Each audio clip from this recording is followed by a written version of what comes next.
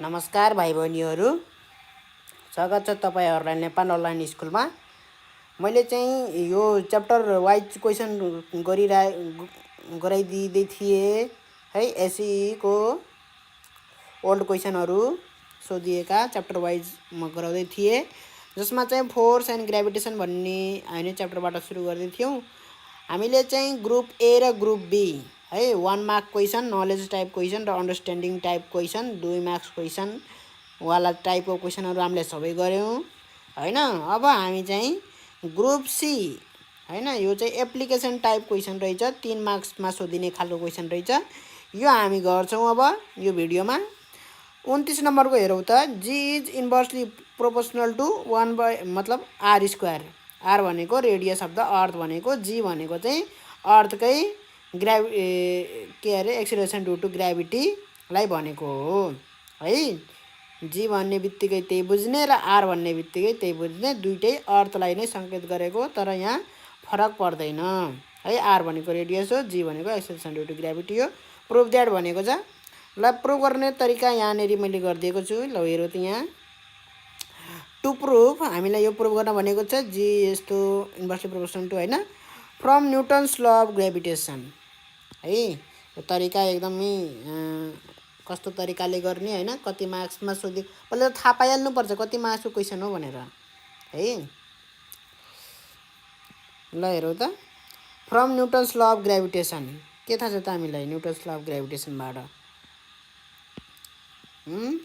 Force acting on any body of mass M is given by, यो फर्मुलाबाट यो proportionality देखाउने हो कि हामीले है। यस्तो प्रोपोर्सनालिटी जुनै सुकैमा प्रोपोर्सनालिटी सोध्यो भने फर्मुलाबाट त्यो चाहिँ देखाइदिने हो प्रोपोर्सनालिटी। यसरी इन्भर्सली प्रोपोर्सनल छ भन्ने कुरा प्रुफ गर भन्यो भने पहिला त्यो फर्मुला हेर्न जाने, त्यो फर्मुलाबाट चाहिँ यो कुरा देखिन्छ कि यो इन्भर्सली प्रोपोर्सनल योसित छ भनेर हैन। त्यसरी जाने हो प्रुफ गर्ने तरिका, शैली, बाटो त्यसरी हो।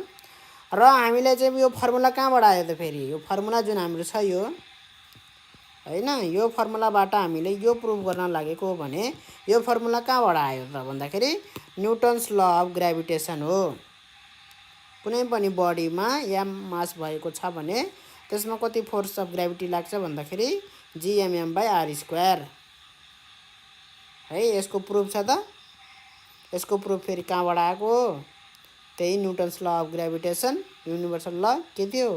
Product of the masses and distance square of the distance inversely प्रोपोर्सनालिटीबाट आएर चाहिँ फर्मुला प्रुफ भएको। अब फर्मुलाबाट गएर चाहिँ हामी प्रोपोर्सनालिटी देखाउने हो है।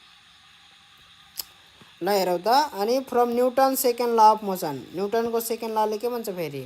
यो त फोर्सको कुरा भयो हैन। फोर्सबाट हामीले त जी को पत्ता लगाउनु छ। कुनै पनि फोर्स एफ लागेको छ भने कुनै बडीमा उसले के गर्छ त? एक्सिलरेसन प्रोड्युस गर्छ है। कुनै पनि बडीमा फोर्स लागेको छ भने त्यसले के गर्छ त? एक्सेलरेट गर्छ कुनै पनि बडीलाई। त्यो एक्सेलरेसन इज गिभन बाई के हुन्छ त? त्यो एक्सेलरेसन के हुन्छ त? फोर्स बाई मास हुन्छ। त्यो बडीको मास एम हैन। अब यहाँ फोर्स एफ भनेको के? यही फोर्सलाई भनेको हो, यहाँ माथिको फोर्सलाई यो एफ भनेको है। यदि एफ फोर्स लागेको छ कुनै बडीमा भने हैन, त्यो बडीको मास एम छ भने त्यसमा एक्सेलरेसन प्रोड्युस हुन्छ, त्यो चाहिँ के हुन्छ त? G is equal to F by M हुन्छ। अब यो एफ भनेको GMM by R square equation 1 बाट हामीले लेख्यौँ हैन। अनि एम भयो, एम र एम क्यान्सल आउट भयो, के आयो त? जीएम बाई आर स्क्वायर आयो, जी को फर्मुला आयो। ल हेर त, यहाँ हामीले सिधै फर्मुला लेखेनौँ, G is equal to GM by R square हामी सिधै लेखेनौँ। हामीले के गर्यौँ त? न्युटन्स ल अफ ग्रेभिटेसनको फर्मुला लेखेर त्यहाँबाट जी को फर्मुला डिराइभ गरे हो। अब जी को फर्मुलाबाट के थाहा भयो त हामीलाई?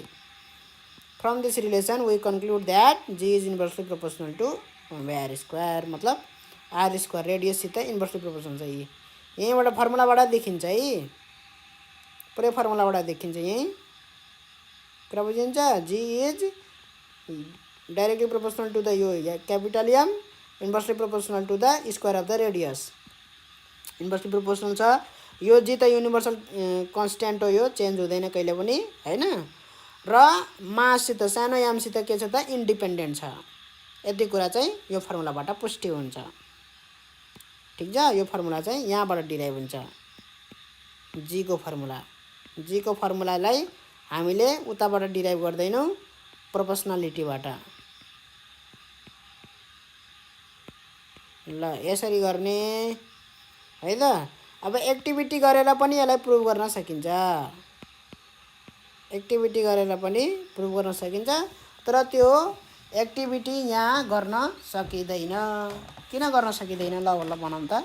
रेडियस अफ द अर्थ हैन, पहिला चाहिँ एउटा एक्सपेरिमेन्ट गर्नु पर्यो अर्थमा, अर्को एक्सपेरिमेन्ट गर्नलाई कहाँ जानु पर्यो? मुनमा जानु पर्यो है, फरक फरक रेडियस भएको ठाउँमा जानु पर्यो।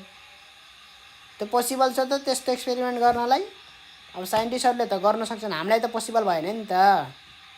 हामीले त यहाँ प्रुभ गरेर देखाउनु पर्यो नि त। हामीलाई यसरी प्रुभ गरेर देखाउने हो है। अब अर्को क्वेसन हेरौँ त, 30 नम्बरको क्वेसन, न्युमेरिकल क्वेसन छ है। पृथ्वीको सतहमा गुरुत्व प्रवेग 9.8 मिटर पर सेकेन्ड स्क्वायर छ र यसको अर्धव्यास यति छ। सतहदेखि यति उचाइमा रहेको उत्पन्न हुने प्रवेगको मान निकाल्नु। जी निकाल्न भनेको छ है, इङ्ग्लिसमा पनि पढ्न सकिन्छ। रेडियस दिएको छ है, एक्सेलरेसन ड्यु टु ग्राभिटी यति छ सर्फेसमा। एक्सेलरेसन ड्यु टु ग्राभिटी कति हुन्छ मिटरमा है, कति प्रोड्युस हुन्छ जब त्यो मिटियर कहाँ छ त? 9.850 मिटर एबभ छ, अर्थको सर्फेस भन्दा माथि नै छ भने हैन, त्यहाँ हुँदाखेरि चाहिँ एक्सेलरेसन ड्यु टु ग्राभिटी कति हुन्छ यसमा। भेलोसिटी सोधे छैन फेरि हामीलाई है, एक्सेलरेसन सोधेको छ। एक्सेलरेसन ठ्याक्क त्यो पोइन्ट ठाउँमा अनुसार हुन्छ, कुरा बुझिन्छ। भेलोसिटी त अब कहाँबाट झरेको, कहाँबाट खस्न लाग्यो त्यो कुरामा डिपेन्ड गर्छ है। एक्सेलरेसन ड्यु टु ग्राभिटी चाहिँ त्यो कुरामा डिपेन्ड गर्दैन, फिक्स हुन्छ। यो पोइन्टमा यति एक्सेलरेसन ड्यु टु ग्राभिटी हुन्छ भनेर फिक्स हुन्छ है। त्यो कहाँबाट खस्न लाग्थ्यो, यहाँबाट खस्न लाग्थ्यो कि यहाँबाट खस्न लाग्थ्यो कि यहाँबाट खस्न सुरु भयो, त्यो त्यसमा डिपेन्ड गर्दैन है। र यहाँ भेलोसिटी कतिले चेन्ज हुन्छ भन्ने कुरा हो कि यहाँ भेलोसिटी कति धेरै हुन्छ कि थोरै हुन्छ भन्ने कुरा गरेको छैन यहाँ है। कतिले चेन्ज हुन्छ भन्ने कुरा, यो पोइन्टमा कति भेलोसिटी छ त्यो हामीलाई मतलब छैन, तर हैन कति 9850 मिटर, तर यो पोइन्टमा भेलोसिटी कतिले चेन्ज हुन्छ ठ्याक्कै यही पोइन्टमा,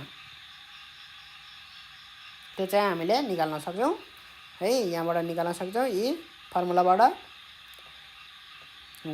अब यहाँ कम्प्लिट ल्याङ्ग्वेज लेख्नुपर्छ, जस्तो कि सोलुसन लेख्यौँ हैन, हामीले सोलुसन लेख्यौँ, हामीले चाहिँ क्वेसन लेख्दैनौँ सार्दैनौँ, तर है चेक गर्ने मान्छेलाई हाम्रो एन्सर पढेर क्वेसन के सोधेको थियो भन्ने कुरा थाहा हुनुपर्छ है। हुन त पेपर राखेरै चेक गर्न बस्नुहुन्छ, तैपनि हामीले एन्सर यसरी लेख्नुपर्छ कि क्वेसन के सोधेको रहेछ भन्ने कुरा थाहा होस्।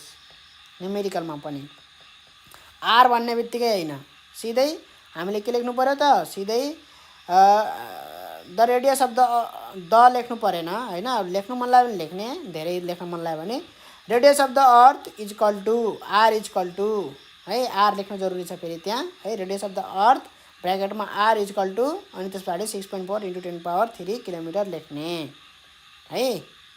अब यहाँ किलोमिटर छ, यसलाई मिटरमा लानुपर्छ, मैले यहाँ मिस्टेक गरेँ है। मिटरमा लगेन भने के हुन्छ त? मिस्टेक हुन्छ है। यहाँ किलोमिटरमा छ, यसलाई 6.4 × 10³ लाई 6 बनाइदियो भने मिटर हुन्छ। 1000 ले मल्टिप्लाई गरिदिने यो 3 हैन 10³ इन्टु फेरि 1000 गर्यो भने यो 3वटा 0 टोटल 6वटा हुन्छ कि। ल यो गर्न त सकिन्छ हैन यो मिटरमा। अब मेरो यहाँ मिस्टेक भएछ अलिकति, यहाँ 6 भयो है, यहाँ 6 भयो, यहाँ 6 भयो। ल गर्न सकिन्छ होला है। अब यो एक्सेलरेसन ड्यु टु ग्राभिटी कति दिएको छ? सर्फेसमा हो भनेर पनि लेख्ने है। Acceleration due to gravity at the surface G भनेर लेख्ने है। At height H is equal to यति मिटर हाइट एच हुँदाखेरि एक्सेलरेसन ड्यु टु ग्राभिटी जसलाई हामीले जी ड्यासले मानेको छौँ कहाँ एक्सेलरेसन ड्यु टु ग्राभिटी भनेको एट हाइट एच मा हाम्रो acceleration due to gravity G dash equal to कति छ वाट। यो तरिका हो है। अब यति लेखे पछाडि त यो त क्वेसनको डिस्क्रिप्सन हो, खाली क्वेसन लेख्नु परेन, सार्नु परेन, तर यही कुराले क्वेसन नै डिस्क्राइब गरेको हो है। अब since G is inversely proportional to 1/d² मतलब d² square of the distance, यहाँ आर स्क्वायर भने जस्तै यहाँ डी स्क्वायर। यहाँ किन मैले डी लेखेँ त आर नलेखेर भन्दाखेरि यहाँ अलरेडी मैले आर लेखेको छु है। अब डी लेखेँ भने डी को ठाउँमा एकचोटि आर लेख्छु, अर्कोचोटि मैले आर प्लस एच लेख्छु है, किनभने डिस्टेन्स हो, खासमा त रेडियससित त होइन, खासमा त डिस्टेन्स हो नि त, सेन्टरदेखि सेन्टर दुईटा बडीको सेन्टरदेखि सेन्टरसम्मको डिस्टेन्स हो खासमा, त्यही भएर डी लेखेँ यहाँ है। अब यो हुने बित्तिकै हामीले है प्रोपोर्सनालिटी कन्स्टेन्टबाट कतिवटा न्युमेरिकल बन्छ है, यहाँ यो फर्मुलाबाट कतिवटा न्युमेरिकल बन्छ यहाँ, ठिक छ। अरू बाँकी कुरा चाहिँदैन हामीलाई। जस्तै जी इक्वल टु त के हो, gm/r² होइन, G dash equal to gm/r plus H को होल स्क्वायर। हामीलाई मास दिएको छैन होइन, जी प्रोपोर्सनालिटी कन्स्टेन्ट हो, यसको भ्यालु याद गर्नुपर्छ। हुन त यो पनि दिएको छैन, तर चाहिएको पनि छैन। यति कुरा नदिँदा पनि हामीले न्युमेरिकल गर्न सक्छौँ, त्यो चाहिँ प्रोपोर्सनालिटी कन्स्टेन्टबाट हो है। बाँकीको कुरा के हुन्छ त कन्स्टेन्ट हुन्छ भनेर चाहिँ हामीले मानेर गर्न सक्छौँ, ठिक छ। अब यहाँ जीमा पनि त्यही मास छ, मास अफ द अर्थ, जी ड्यासमा पनि त्यही मास छ, मास अफ द अर्थ।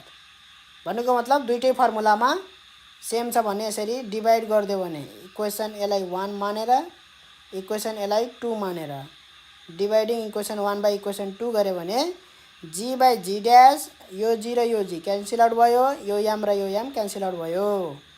त्यही भएर चाहिँ सिधै हामीले यो प्रोपोर्सनालिटी कन्स्टेन्टबाट यो लेख्न पाइन्छ। के लेख्न पाइन्छ, G by G dash equal to R plus H square by G को इन्भर्सली प्रोपोर्सनल छ, त्यही भएर यहाँ आर आयो यतापट्टि।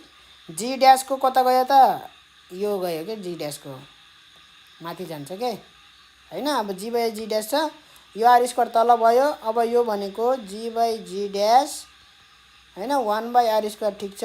यो डिभाइडलाई मल्टिप्लाई गऱ्यो भने आर प्लस एच माथि जान्छ, यो चाहिँ 1 चाहिँ तल आउँछ, जिएम काटेर त बुझिन्छ यसरी आएको। अब यो गर्न सकिन्छ है, जी ड्यास इक्वल टु यो गर्न सकिन्छ, क्यालकुलेटरमा हालेर भ्यालु निकाल्न सकिन्छ है। धेरै जसो यो प्रोपोर्सनालिटी यो वाला फर्मुलाबाट पनि धेरै न्युमेरिकल सोधिरहेको हुन्छ है। यो यसको लागि कुनै अरू भ्यालु त चाहिएकै हुँदैन, यस्तो खालेबाट प्रोपोर्सनालिटी यो सिम्बलबाट धेरै क्वेसन सोधिरहेको हुन्छ, प्रोपोर्सनालिटी सिम्बलबाट। यही एउटा कुरा थाहा भयो भने कम्पेरिजन गरेर यहाँ यति छ भने त्यहाँ कति हुन्छ, त्यस्तो टाइपको के पुरै भ्यालु दिएको हुँदैन। यस्तो टाइपमा सोध्छ कि यहाँ यति छ भने त्यहाँ कति हुन्छ, रेडियस यति हुँदाखेरि यति छ भने होइन, यति हुँदाखेरि कति हुन्छ भनेर। अर्थको रेडियस यति हो, मुनको रेडियस यति हो होइन। अब मास चाहिँ 2 गुणा ठुलो छ, 3 गुणा ठुलो छ, यसरी भनेर पनि सोध्न सक्छ है। त्यही भएर प्रोपोर्सनालिटी कन्स्टेन्टबाट चाहिँ गर्नुपर्छ। अब अर्को क्वेसन हेरौँ फटाफट, के भनेको छ अर्को क्वेसनमा 31 नम्बरमा हेरौँ त। Prove that F equal to gm1 into m2 by D square. अब यो प्रुभ गर्न सोधेको छ, कसरी प्रुभ गर्ने होला भन्ने खालको क्वेसन हो यो त है। यो त सिधै फर्मुला लेखेको हो, यो फर्मुलाको त कसरी प्रुभ भयो होला भन्ने खालको छ के है। धेरै जसो किताबमा त हुँदा पनि हुँदैन।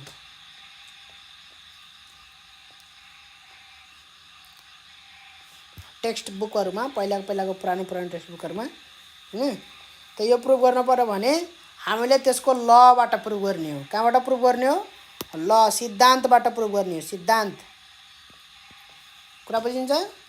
लबाट प्रुभ गर्ने हो। यसको कुनै त्यसरी प्रुफ छैन है। यो त के हो त एउटा सिधै लेखेको फर्मुला हो के, कहीँबाट डिराइभ भएको फर्मुला हैन, फन्डामेन्टल फर्मुला हो। डिराइभ भएको भनेको कस्तो भन्दाखेरि यो जी जुन यो जी को फर्मुला आयो यहाँनेरि यो डिराइभ भएको फर्मुला हो। एउटा फर्मुलाबाट अर्को फर्मुला डिराइभ हुन्छ भने त्यसलाई डिराइभ भएको फर्मुला भनिन्छ के। कुन फर्मुलाबाट कुन फर्मुला डिराइभ गरेको? यो फर्मुलाबाट यो फर्मुला डिराइभ भएको हो। अब यो फन्डामेन्टल फर्मुला हो। फन्डामेन्टल फर्मुला चाहिँ एक्सपेरिमेन्टबाट सुरु हुन्छ कि त लबाट सुरु हुन्छ? एक्सपेरिमेन्टली भेरिफिकेसन हुन्छ यो फर्मुलाको। कुरा बुझिन्छ? फन्डामेन्टल फर्मुलाको प्रुफ कसरी हुन्छ त? एक्सपेरिमेन्टली प्रुफ हुन्छ। अब यो ल लेख्नै पर्छ फेरि है। बिना ल लेखिकनै फर्मुलाको डेरिभेसन हुँदैन। फन्डामेन्टल फर्मुलाको ल चाहिँ लेख्नु पर्छ। जस्तै मैले यहाँ लेखेको छु त्यो ल के हो त? न्युटन्स ल अफ ग्रेभिटेसन हो।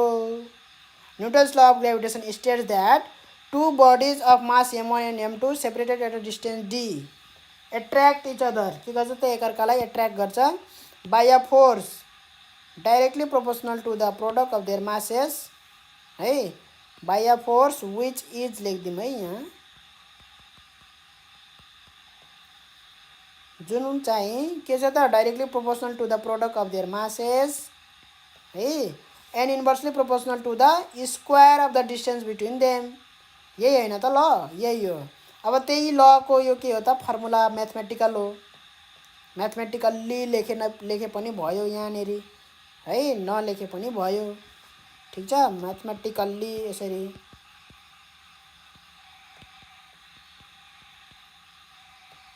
Directly proportional to m1 into m2 mathematically भनेको यो सिम्बल हो के।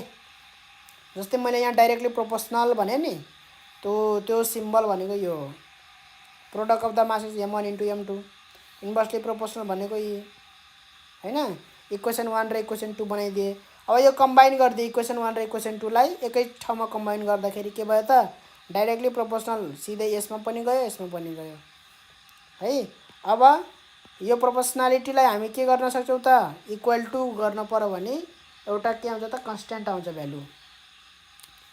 प्रोपोर्सनालिटी कन्स्ट्यान्ट भनिन्छ जसलाई। त्यो भनेको के हो? त्यो भनेको के हो भन्दाखेरि मानौ एउटा इक्जाम्पल लिए है। कुनै एउटा है कुनै एउटा भ्यालु अर्को भ्यालुसित के छ त? डाइरेक्टली प्रोपोर्सनल छ भने, डाइरेक्टली प्रोपोर्सनल छ भने त्यसको अर्थ के हुन्छ भन्दाखेरि यसलाई डबल गर्यो भने यो पनि डबल हुन्छ,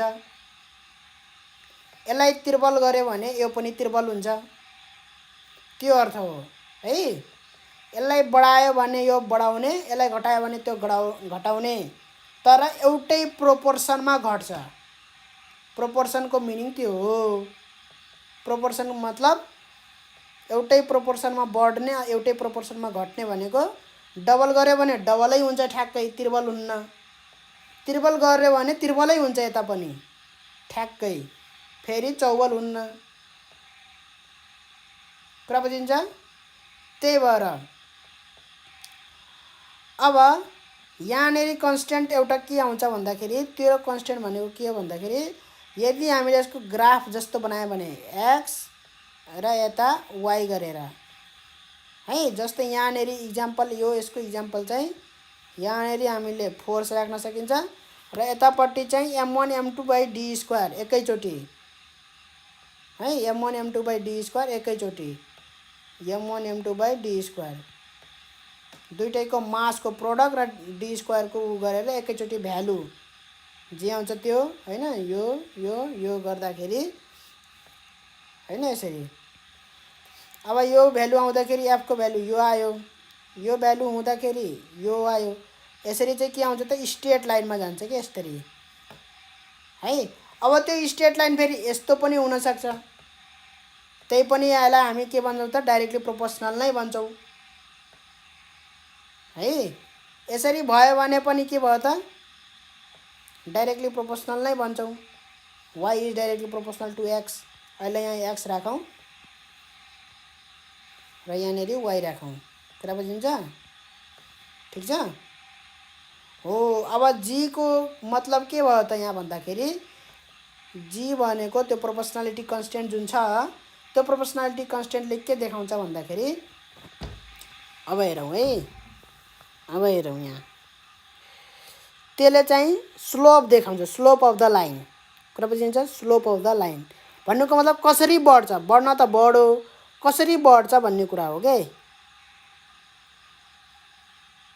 अघि मैले चाहिँ यसलाई डबल गरायो भने यो डबल हुन्छ, यो त्रिपल गरायो भने त्रिपल हुन्छ भनेर भने हैन। त्यो चाहिँ अब यहाँनेरि कस्तो भन्दाखेरि यदि डबल गरायो भने डबल हुने, त्रिपल गरायो भने त्रिपल हुने चाहिँ y इक्वल टु 2x भयो भने यो प्रोपोर्सनालिटी कन्स्टेन्ट हो अहिले 2 है। अब x को भ्यालु 1 भयो भने y को भ्यालु के हुन्छ त 2 हुन्छ। x को भ्यालु 2 हुँदाखेरि y को भ्यालु 4 हुन्छ। 2 को डबल, 1 को डबल, 2 को डबल, 3 को डबल 6 है। भन्नुको मतलब प्रोपोर्सनालिटी कन्स्टेन्टले देखाउँछ कसरी बढ्छ भनेर, जतिखेर पनि डबल हुने है। बुझ्यो? कति हुँदाखेरि कति। अब जस्तै मैले सुरुमा x को भ्यालु 2 राखेँ, y को भ्यालु 4 आयो हैन। अब x को भ्यालु मैले के गरेँ त बढाएर डबल गरिदिएँ। x को भ्यालु डबल गऱ्यो भने 4 हुन्छ। 4 हुँदाखेरि कति भयो त यहाँ 4 2 जा 8 भयो। अब यदि मैले 3 राखेँ भने 3 गुणाले बढाएँ भने यसलाई, अथवा 3 गुणाले 2 3 जा 6, 3 गुणाले बढायो भने 6 राख्दाखेरि 6 दुना 12। कति गुणाले बढ्यो त्यो y को भ्यालु 4 देखि 3 गुणा बढ्यो कि बढेन? बढ्यो है। अघि भनेको पनि ठिक थियो। बुझ्यो कि बुझेनम यहाँ है।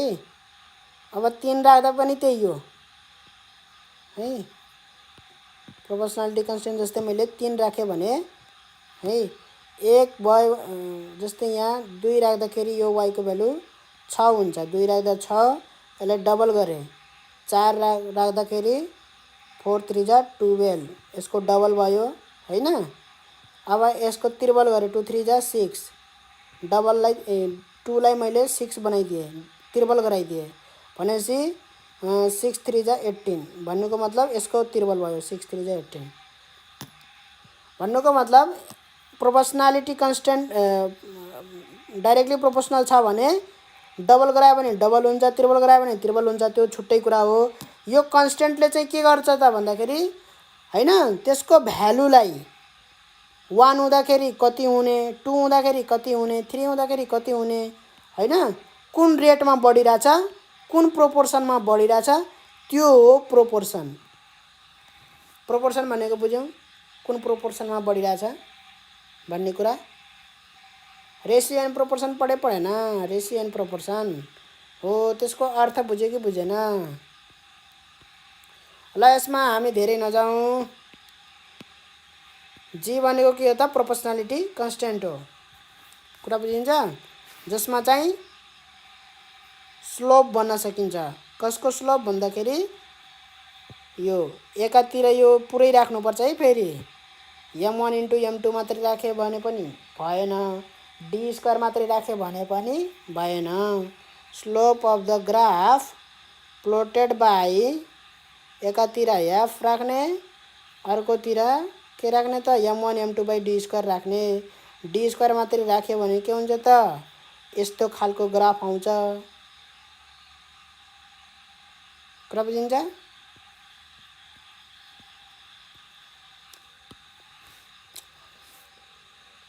ल यति गर्ने हो है। मैले एन्सर कम एक्सप्लेनेसन धेरै गरिराखेको छु ताकि त्यहाँबाट चाहिँ धेरै कुराको आइडिया होस्, धेरै कुराको नलेज होस् भनेर। अब यहाँ हेरौँ,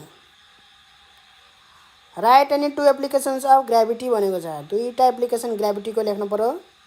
के लेख्न सकिन्छ ग्राभिटीको दुईवटा एप्लिकेसन? दुईवटा एप्लिकेसन के लेख्न सकिन्छ ग्राभिटीको भन्दाखेरि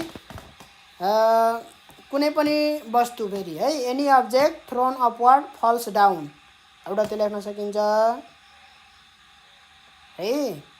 र वाटर फ्लोज डाउनवर्ड, वाटर जहिलेसुकै कतातिर बग्छ त भन्दाखेरि तलतिर बग्छ। खोला कतातिर बग्छ?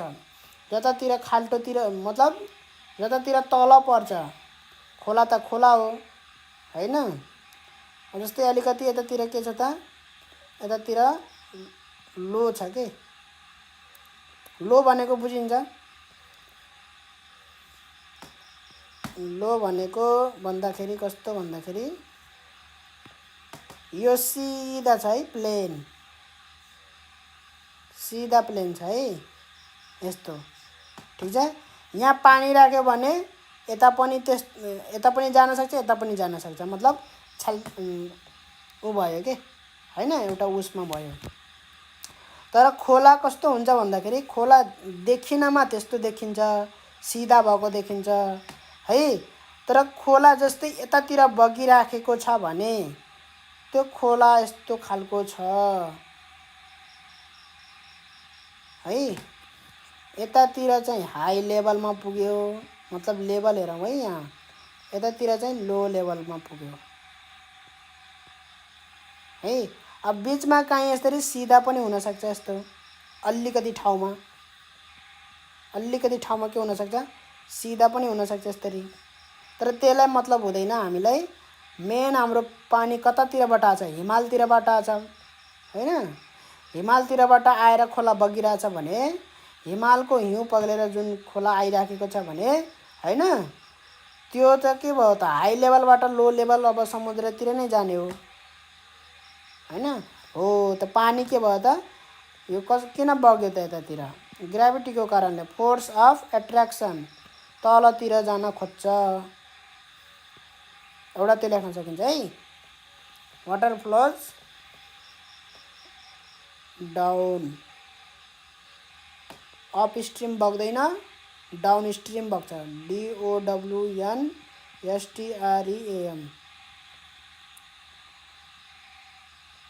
अ स्टोन इज ड्रप्ड, अर्को क्वेसन हेरौँ त। यो 9 क्लासमा पढेको फर्मुलाबाट सोधिएको क्वेसन हो। A stone is dropped freely from 45 metre height of the tower, टावरको हाइट 45 मिटर छ। It reaches the ground in 3 second, 3 सेकेन्डमा ग्राउन्ड पुग्छ भने एक्सेलरेसन ड्यू टु ग्राभिटी कति थियो भनेर सोधेको छ। एक्सेलरेसन ड्यू टु ग्राभिटी निकाल्न भनेको छ। र यहाँनेरि मैले गरिदिएको छु सल्युसन लेख्ने। हाइट अफ द टावर कति भनेको छ? 45 मिटर भनेको छ। Time taken by the stone to reach the ground 3 second. Then acceleration due to gravity G is equal to what हैन। र इनिसियल भेलोसिटी कति होला त? इनिसियल भेलोसिटी पनि चाहिन्छ है। Initial velocity of the stone 0 metre per second, फालेको होइन नि त, ड्रप गरेको, यसरी छोपेर छोडिदिएको खस्नको लागि, फालेको होइन नि त, यसरी फात्तै है। फाल्यो भने अझै चाँडो खस्छ, ठिक छ।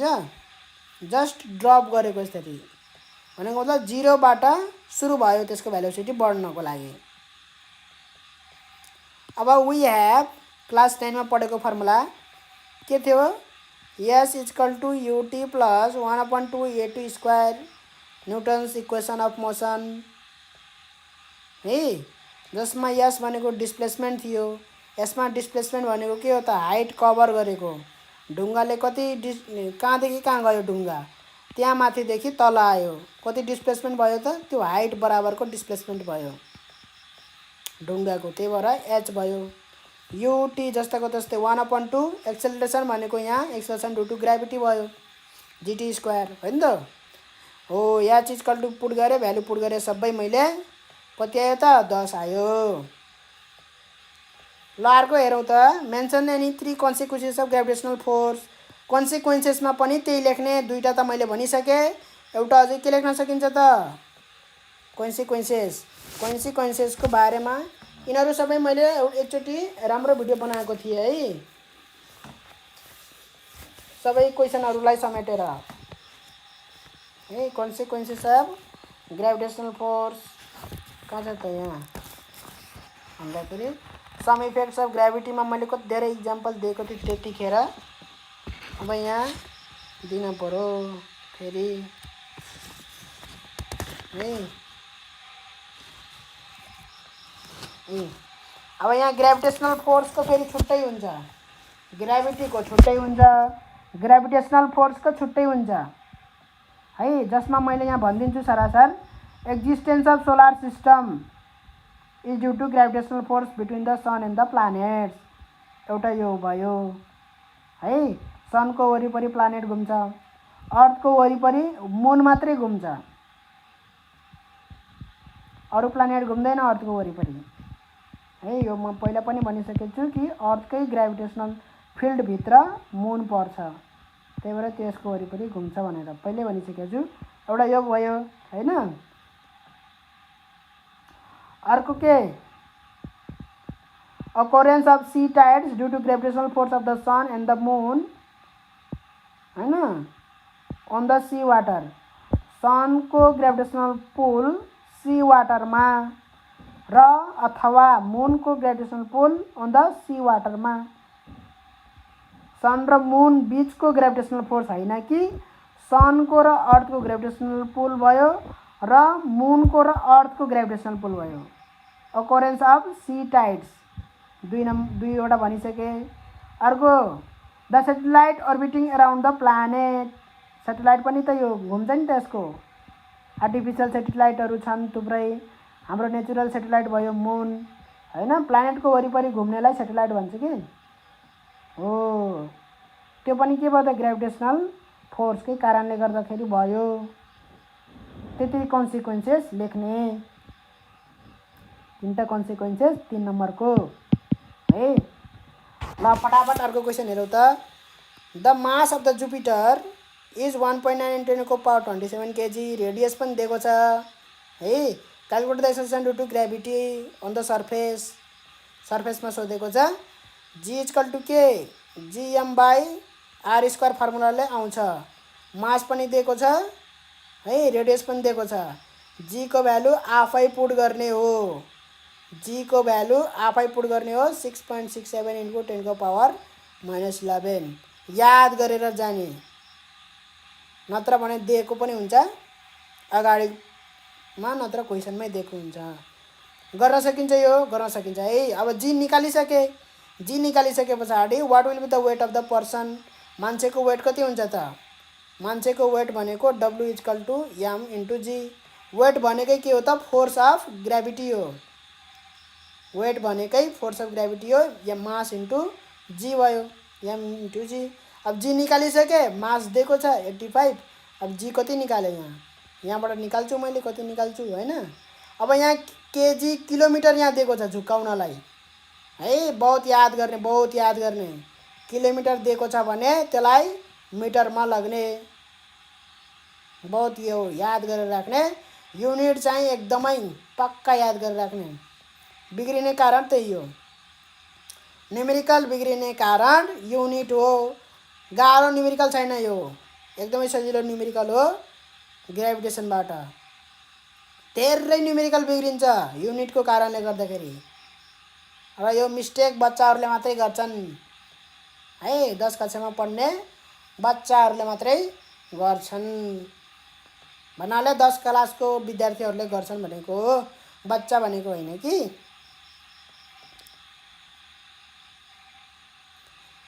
अब हेरौँ यहाँ फास्ट अर्को क्वेसन हेरौँ। अब मैले ट्याकटुक भनिदिन्छु मात्रै है, गर्ने आफै हो। अब तरिका त मैले बताइसकेँ, यहाँ कसरी गर्ने तरिका है यहाँ बताइसकेको छु। त्यहाँबाट आइडिया लिने, आफै गर्ने। A meteor is falling. ल हेरौँ त यहाँ के भनेको छ। A meteor is falling towards the earth. Meteor भनेको के? उल्का, जुन खस्छ नि ढुङ्गा, कहिलेकाहीँ। अब यहाँ अब धेरै भयो नखसेको है। पृथ्वीमा त झ्याप्पै खस्दैन, अरू अरू प्लानेटमा त खसिरा हुन्छ है। यो जति पनि थुप्रै छन् ढुङ्गाहरू है, हेभेनली बडीहरूमा जति पनि छन्, यदि कसैको ग्रेभिटेसनल फिल्डभित्र बाइचान्स पर्यो त्यो खस्यो, बुझ्यो नि। ग्रेभिटेसनल फिल्डभन्दा बाहिर छ भने कोही पनि कसैको उसमा खस्दैन के। ग्रेभिटेसनल फोर्स हुन्छ, ग्रेभिटेसनल फोर्स हुने नहुने होइन। यो ढुङ्गाहरू छन् जुन ठुल्ठुलै हुन्छन्, ढुङ्गा फेरि सानो हुँदैनन्, कुनै सानो हुन्छन् कुनै ठुलो हुन्छन्। हेभेनली बडी हो फेरि उनीहरू पनि है, स्पेसमा फ्री छ। यस्ता ढुङ्गाहरू छन् जुन चाहिँ उसको वरिपरि एकदमै छन्। एउटा के मार्स र जुपिटरको बिचमा एउटा एस्ट्रोइडहरू भन्छ नि, के हो त्यो, ढुङ्गाहरूको लेयरै छ भनेर है। त कहिलेकाहीँ के हुन्छ त, उसको मोसन र उसको मोसन, मतलब यो प्लानेटको मोसन र यो प्लानेटको यो ढुङ्गाको मोसन अब यताउति यसरी होइन, यो यसरी मुभ गरिरहेछ, उसरी मुभ गरिरहेछ। बाइचान्स यसको ग्रेभिटेसनल फिल्डभित्रमा पर्न गयो भने त्यो के गर्छ त, खस्छ। कुनै पनि चिज कसैको ग्रेभिटेसनल फिल्डभित्र पर्यो भने त्यो के हुन्छ त, खस्छ। त्यसमा खस्न जान्छ, त्यसले तान्छ, त्यसलाई एक्सिलरेट हुन्छ। त्यो फिल्डभन्दा बाहिर छ भने त्यो खस्ने कुरा हुँदैन त्यो है। अब त्यो खस्दाखेरि त्यो के हुन थाल्छ त, आगो बल्न थाल्छ। हो, त्यो आगो बलेको देखिन्छ, त्यो जसलाई सुटिङ स्टार पनि भन्छ क्या हो है। मेटरलाई पढेको पढेन बच्चा क्लासमा, सुटिङ स्टार भनेर भन्छ भनेर है। र यो खस्दा खस्दै हराउँछ, सानो हुन्छ, खस्दा खस्दै त्यो जलेर हराउँछ। त्यो उल्का भनिन्छ। If the mass and radius of the earth, mass पनि दिएको छ, रेडियस पनि दिएको छ, रेडियस जहिलेसुकै किलोमिटरमा दिइराखेको छ। Find the height of meteor from the earth surface, height सोधेको छ। मिटियर कति माथि हुँदाखेरि यसको एक्सेलेरेसन ड्यु टु ग्रेभिटी कति हुन्छ त, 4 हुन्छ। कति हाइटमा है। The weight of the body decreases in a coal mine why. अर्को क्वेसन पनि छ यहाँ है। कहिलेकाहीँ एउटा क्वेसनको एन्सर दिएर चिप्केको क्वेसनको एन्सर दिन बिर्सिन्छ नि फेरि है। यो गर्न सकिन्छ जस्तो मलाई लाग्छ। कसरी गर्ने होला यो, त्यही तरिकाले गर्ने हो। यसमा त सिधै जी इक्वल टु के लगाइदिने, G equal to gm/r + h whole square formula लगाइदिने सिधै है। जी दिएको छ कति, 4 कतिखेर हुन्छ भनेर भनेको छ 6.67 × 10⁻⁻11। मास दिएको छ त्यही, कति दिएको छ मास भन्दाखेरि 6 × 10⁻24 kg दिएको छ। फेरि मासको ठाउँमा डिस्टेन्स रेडियसको भ्यालु राखिदिने, रेडियसको ठाउँमा मासको भ्यालु राखिदिने, उल्टा पुल्टा गरिदिने। कति दिएको छ 6 × 10⁻24 kg, केजीमा छ, केजीमै रहन दिने। अर्को रेडियस दिएको छ 6.4 × 10⁻⁻ कति भन्दाखेरि कति दिएको छ भन्दाखेरि 3 किलोमिटर भनेको 6 मिटर भयो। हाइट चाहिँ हामीलाई चाहिएको स्क्वायर भयो। ठिक छ। अब यिनीहरूलाई क्याल्कुलेट गर्ने, यसलाई यतापट्टि राख्ने, यिनीहरूलाई क्याल्कुलेट गर्ने।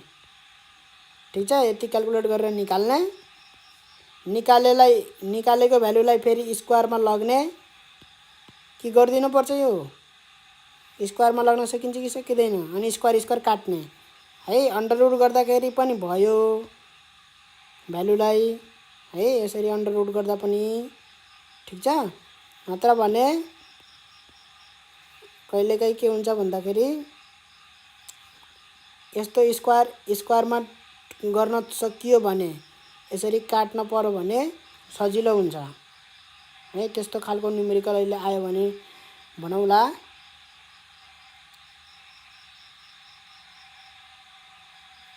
है, स्क्वायर काट्नुपर्छ। र कहिलेकाहीँ के गरिदिन्छन् विद्यार्थीले भन्दाखेरि यो स्क्वायरलाई एक्सपान्ड गरिदिन्छन्। के गरिदिन्छन् एक्सपान्ड गरिदिन्छन्। एक्सपान्ड गरेर कहिले पनि त्यसको सल्युसन निस्किँदैन है। यसलाई एक्सपान्ड गरिदिन्छन् के को a प्लस b होल स्क्वायरको फर्मुलामा एक्सपान्ड गरिदिन्छन् के यस्तो फर्मुलामा एक्सपान्ड गरिदिन्छन्। ठीक छ, त्यस्तो गर्ने होइन।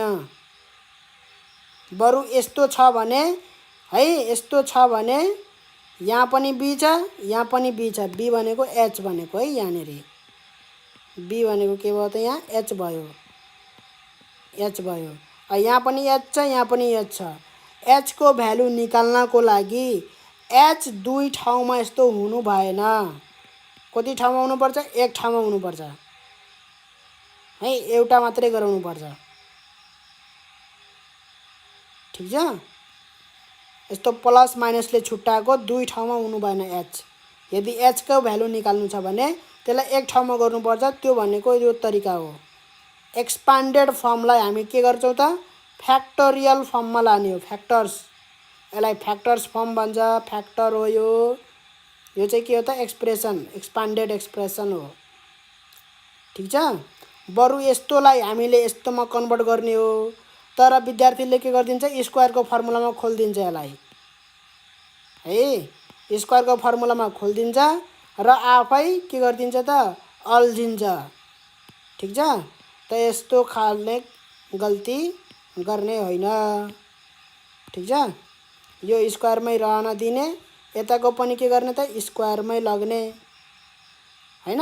अथवा यो स्क्वायरलाई हटाउनको लागि यता अन्डर रुट गर्न सकिन्छ। Under root on both side भनेर यता अन्डर रुट गरेर अब यहाँ कति भ्यालु आउँछ है त्यो अन्डर रुट गरेको भ्यालु यहाँ राख्ने। त्यसपछि यहाँबाट 6.4 × 10⁻6 प्लस h मात्रै भयो हैन। अब यो अन्डर रुट गरिसकेपछि यहाँ भ्यालु आउँछ। अब यो h मात्रै यता राखे पछाडी यो भ्यालुबाट यो 6.4 × 10⁻6 घटाइदिने। आएन त h आइहाल्यो। अब यहाँ गर्न सकिन्छ जस्तो मलाई लाग्छ, त्यही भएर मैले गर्दिएन है। सबै कुरा मैले यहाँ गर्दिदैन। ल फटाफट अर्को क्वेसन हेरौँ। पुरै सकिन्छ यो, कुनै पनि गाह्रो छैन यो। अब एक दुईवटा गाह्रो क्वेसन छैन भने पनि मैले हाल्दिन्छु। त्यो गाह्रो टाइपको क्वेसन भनेको हैन, एउटा मान्छे चाहिँ पृथ्वीमा यति माथि उफ्रिन सक्छ भने जुपिटरमा कति माथि उफ्रिन सक्छ भन्ने खालको क्वेसनहरु हुन्छ नि। हो त्यस्ता खालेहरु क्वेसन सोधेको छैन भने म त्यो गराइदिन्छु। र यो अर्को क्वेसन चिपकेको छ यहाँ, the weight of a body decreases in a coal mine why भनेर भनेको छ है। र यसको एन्सर फुल करेक्ट चाहियो भने, फुल भन्नाले एकदमै कम्प्लिट एन्सर चाहियो भने है, यसको कम्प्लिट एन्सर लेख्नु पर्यो भने यहाँनेरि छ यो दुईटा फोटो है खिचेर राखेको छु। यसमा कम्प्लिट छ एन्सर है, एकदमै त यति गरेपछि एकदमै करेक्ट छ यसमा है। यो चाहिँ आफै यहाँ म देखाइदिन्छु, टक्कैलाई स्क्रिनशट गरेर हेर्न सकिन्छ है। अब यति पुरै अब यो चाहिँ एकदमै पुरै स्पष्ट गरेर देखाइदिएको छ, डिराइभ गरेर नै देखाइदिएको छ पुरै है। र यति अब लेख्न त सकिँदैन, यहाँ त्यति मार्क्सको क्वेसन होइन यो। जम्मा कति मार्क्सको हुन सक्छ भन्दाखेरि 4 मार्क्स भनेपछि यो 1 मार्क्सको हुन सक्छ क्वेसन है। यसमा हामीले धेरै लेख्ने होइन, हामीले के लेख्ने हो भन्दाखेरि the acceleration due to gravity है, the acceleration due to gravity decreases due to डेप्थको कारणले। अब यहाँ हाम्रो चाहिँ कोइल माइन भन्ने बित्तिकै के हो भन्दाखेरि कोइलाको खानी भनेको त्यो हामीले डिग गर्छौं अर्थको सरफेसमा, डिग गरेर हैन त्यो खनेर गहिरो खाल्टो त्यहाँबाट चाहिँ कोइला निकाल्ने काम हुन्छ भित्रबाट है। ठीक छ, भित्र यसरी खनेर चाहिँ निकाल्ने काम हुन्छ। भित्र त्यो भित्र हुन्छ के तेलीय पदार्थ कोइलाहरू हैन, अर्थको सरफेस भन्दा भित्र हुन्छ के। त्यो खनेर एकदमै गहिरो खन्नु पर्छ है। त्यो कुनै ठाउँमा हुन्छ, सबै ठाउँमा हुँदैन। ठीक छ, भन्नाले अब त्यो खनेर एकदमै गहिरो भनेपछि त्यो अर्थको डेप्थमै गयौं हामी है अर्थको केमा गयो त डेप्थमै गयो। अब डेप्थमै गइसके पछाडि त अर्थको डेप्थमै गइसके पछाडि त हैन कोइला खानीमा अब गइसके पछाडि त के भयो भन्दाखेरि त्यहाँ डेप्थमा के पढ्यो हामी acceleration due to gravity. Acceleration due to gravity is हैन डिक्रिजेज विथ द डेप्थ है। Acceleration due to gravity decreases with the depth. जति डेप्थ गहिरो गयो त्यति चाहिँ के हुन्छ त acceleration due to gravity G कम हुन्छ। त्यसको चाहिँ हामीले रिलेसन सहित निकाल्यौं है। डाइरेक्टली प्रोपोर्सनल रिलेसन थियो है डेप्थसित है। जति बढी डेप्थ त्यति बढी नै एक्सेलरेसन ड्यू टु ग्रेभिटी कम हुन्छ है। त्यस कारणले गर्दाखेरि चाहिँ एक्सेलरेसन ड्यू टु ग्रेभिटी कम भइसके पछाडि हैन वेट भनेको के हो त वेट भनेको डब्लु भनेको त फोर्स अफ ग्रेभिटी हो। त्यो भनेको mg हो ओके हैन फोर्स हैन वेट भनेको त हाम्रो यता लेखिदिन्छु वेट भनेको त फोर्स अफ ग्रेभिटी हो त्यो भनेको mg हो हैन। मास त्यही हुन्छ तर एक्सेलरेसन ड्यू टु ग्रेभिटी कम भएको कारणले गर्दाखेरि वेट कम देखिन्छ। कुरा बुझिन्छ? त्यही मान्छे हो त्यही मान्छेको वेट हो त्यही मान्छे हो सरफेसमा हुँदाखेरि उसको बढी वेट छ किनभने सरफेसमा जी को भ्यालु धेरै छ है। र डेप्थमा गइसके पछाडि कोइल माइनमा गइसके पछाडि कोइल माइनमा चाहिँ उसको वेट के हुन्छ त कम हुन्छ। यति लेख्दा पनि हुन्छ। कुरा बुझिन्छ? यति लेख्दा पनि हुन्छ। अब यो यसमा चाहिँ के भनिदिएको छ भन्दाखेरि हैन यसमा चाहिँ के गरिदिएको छ भन्दाखेरि कसरी कम हुन्छ त हैन त्यसको पनि एन्सर दिएको छ के। डेप्थमा चाहिँ कसरी चाहिँ वेट कम हुन्छ भन्ने कुरा चाहिँ यहाँ चाहिँ हामीले जी को भ्यालुले भन्यौं हैन। जी किन कम हुन्छ त भन्ने कुरा पनि यहाँ भनिदिएको छ के। ठ्याक्कै जी नै भनेर भनेको छैन तै पनि जे होस् फोर्सलाई नै देखाएर चाहिँ त्यसरी भनिदिएको छ। अब हामीले त यहाँ जी एक्सेलरेसन ड्यू टु ग्रेभिटी कम हुन्छ भनेर भन्यौं हैन। एक्सेलरेसन ड्यू टु ग्रेभिटी कम किन हुन्छ त फेरि जी को भ्यालु किन कम हुन्छ त त्यसको एन्सर चाहिँ यहाँ छ है। यसमा अझै एउटा कन्सेप्ट आएको छ त्यो कन्सेप्ट के छ भन्दाखेरि हामीले चाहिँ फोर्स अफ ग्रेभिटी भनेको के भन्यौं त कुनै पनि एउटा बडी अर्को बडीमा लगाएको फोर्स हो है। यो एउटा बडी हो ठीक छ। अर्को बडी चाहिँ म यहाँ मान्छे छु यो म भए यसमा लगाएको के हो त फोर्स हो ठीक छ। अब एउटा बडी मात्रै भयो भने एउटा मात्रै बडी छ भने त्यो बडीको सबै मास कहाँनेर कन्सन्ट्रेट भएको छ भन्दाखेरि यो सेन्टरमा कन्सन्ट्रेट भएको छ। त्यसकारणले गर्दाखेरि यसको सेन्टर र यसको सेन्टर बीच यसरी फोर्स लाग्छ। त्यो फोर्स टुवर्ड्स द सेन्टर हुन्छ ठीक छ टुवर्ड्स द सेन्टर हुन्छ है।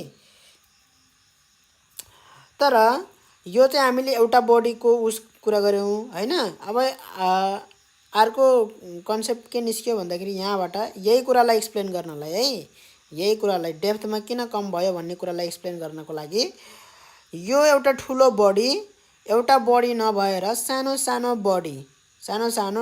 बडी मल्टी अब त्यो इन्फाइनाइटेसिमल भनेको एकदमै धेरै इन्फाइनाइट वटा एकदमै सानो पोइन्ट मासेस त्यही पनि है ले बनेको छ यो ठीक छ। सानो सानो यस्तो पोइन्ट मासले बनेको छ भनेर भन्यौं है। त्यसपछि के भयो त भन्दाखेरि हाम्रो जुन यो फोर्स अफ ग्रेभिटी छ हैन त्यो यो बडीमा नभएर यो ठुलो बडीसित नभएर यो सानो सानो बडी सबैसित फोर्स अफ ग्रेभिटी चाहिँ सबैसित के है। यो यहाँ भएको सानो पार्ट लिए मैले यहाँ भएको यसलाई यता गरौँ है रातो पेनले गरौँ। यो सानो भएको है यो रातो मैले गराएको हो यसले चाहिँ अब यहाँ कुनै एउटा बडी छ भने ठीक छ यसले चाहिँ यो बडीलाई यता तान्छ फोर्स अफ ग्रेभिटी यतातिर हुन्छ। यहाँ भएको सानो पोइन्ट मासले चाहिँ यो बडीलाई कता तान्छ यता तान्छ त्यो किसिमले के इन्फाइनाइटेसिमल फोर्सहरु छन् है। र हाम्रो टोटल अब सबैको रिजल्टेन्ट भनेको के रिजल्टेन्ट भनेको टोटल फोर्स भन्छ है। रिजल्टेन्ट भनेको टोटल फोर्स हो त्यो भनेको इफेक्टिभ फोर्स है। जस्तै एउटा बडी छ यो बडीलाई मैले यता धकालिरहेको छु है र मैले यताबाट पनि धकालिरहेको छु भने यो बडी कतातिर जान्छ होला? यो बडी यतातिर जान्छ, यतातिर जान्छ। भन्नुको मतलब यो यतातिर पनि गयो हैन, यति डिस्टेन्स लेफ्टतिर पनि गयो, राइटतिर पनि गयो हैन, राइटतिर प्लस यति डिस्टेन्स माथितिर पनि गयो, अपतिर पनि गयो, यतातिर जान्छ। त्यो भनेको के त? रिजल्टेन्ट इफेक्टिभ फोर्स है, इफेक्टिभ फोर्स भन्छ।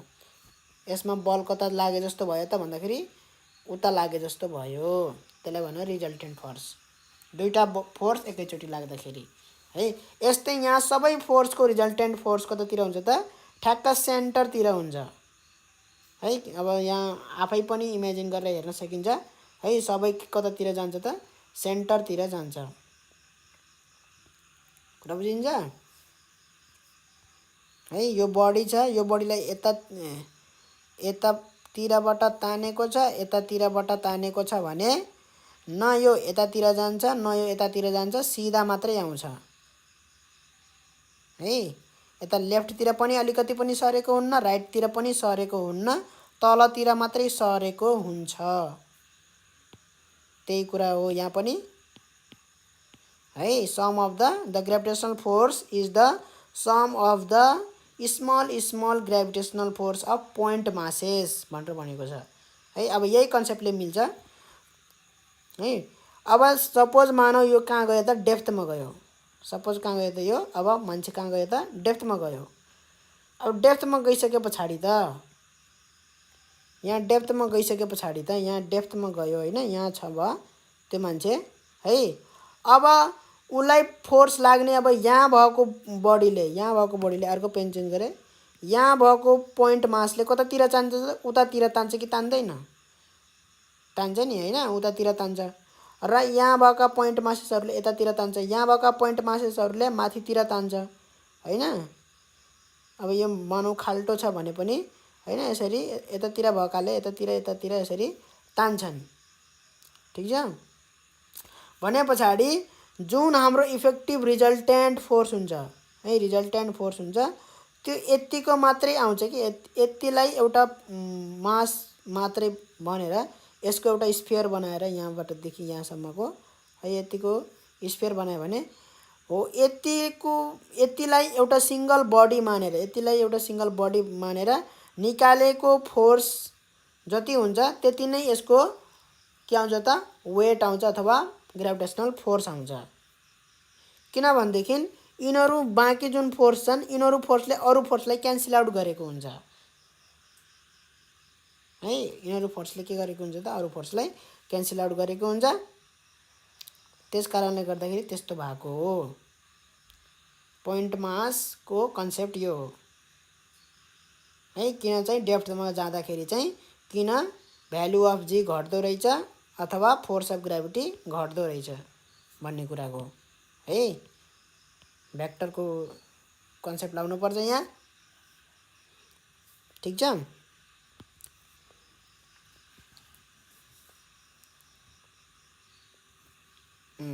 अब यसमा चाहिँ एकदमै राम्रोसित लेखिदिएको छ। अब यो म पढ्न गइनँ, यो चाहिँ एकदमै आफैले पढ्नुपर्छ यो है। यहाँ जुम गरिदिन्छु कि सर र पढिदिनुपर्छ? पढिदिउँ होला त्यसो भए। The weight of a body is nothing but the gravitational force exerted by the earth on that body है। क्लियर छ है। As per the Newton's law of gravitation the gravitational force between any two point masses is given by force 1 2 equal to gm1 into m2 by r square. यो त पढेको formula हो। However for the extended masses भनेको के गरेको हो त?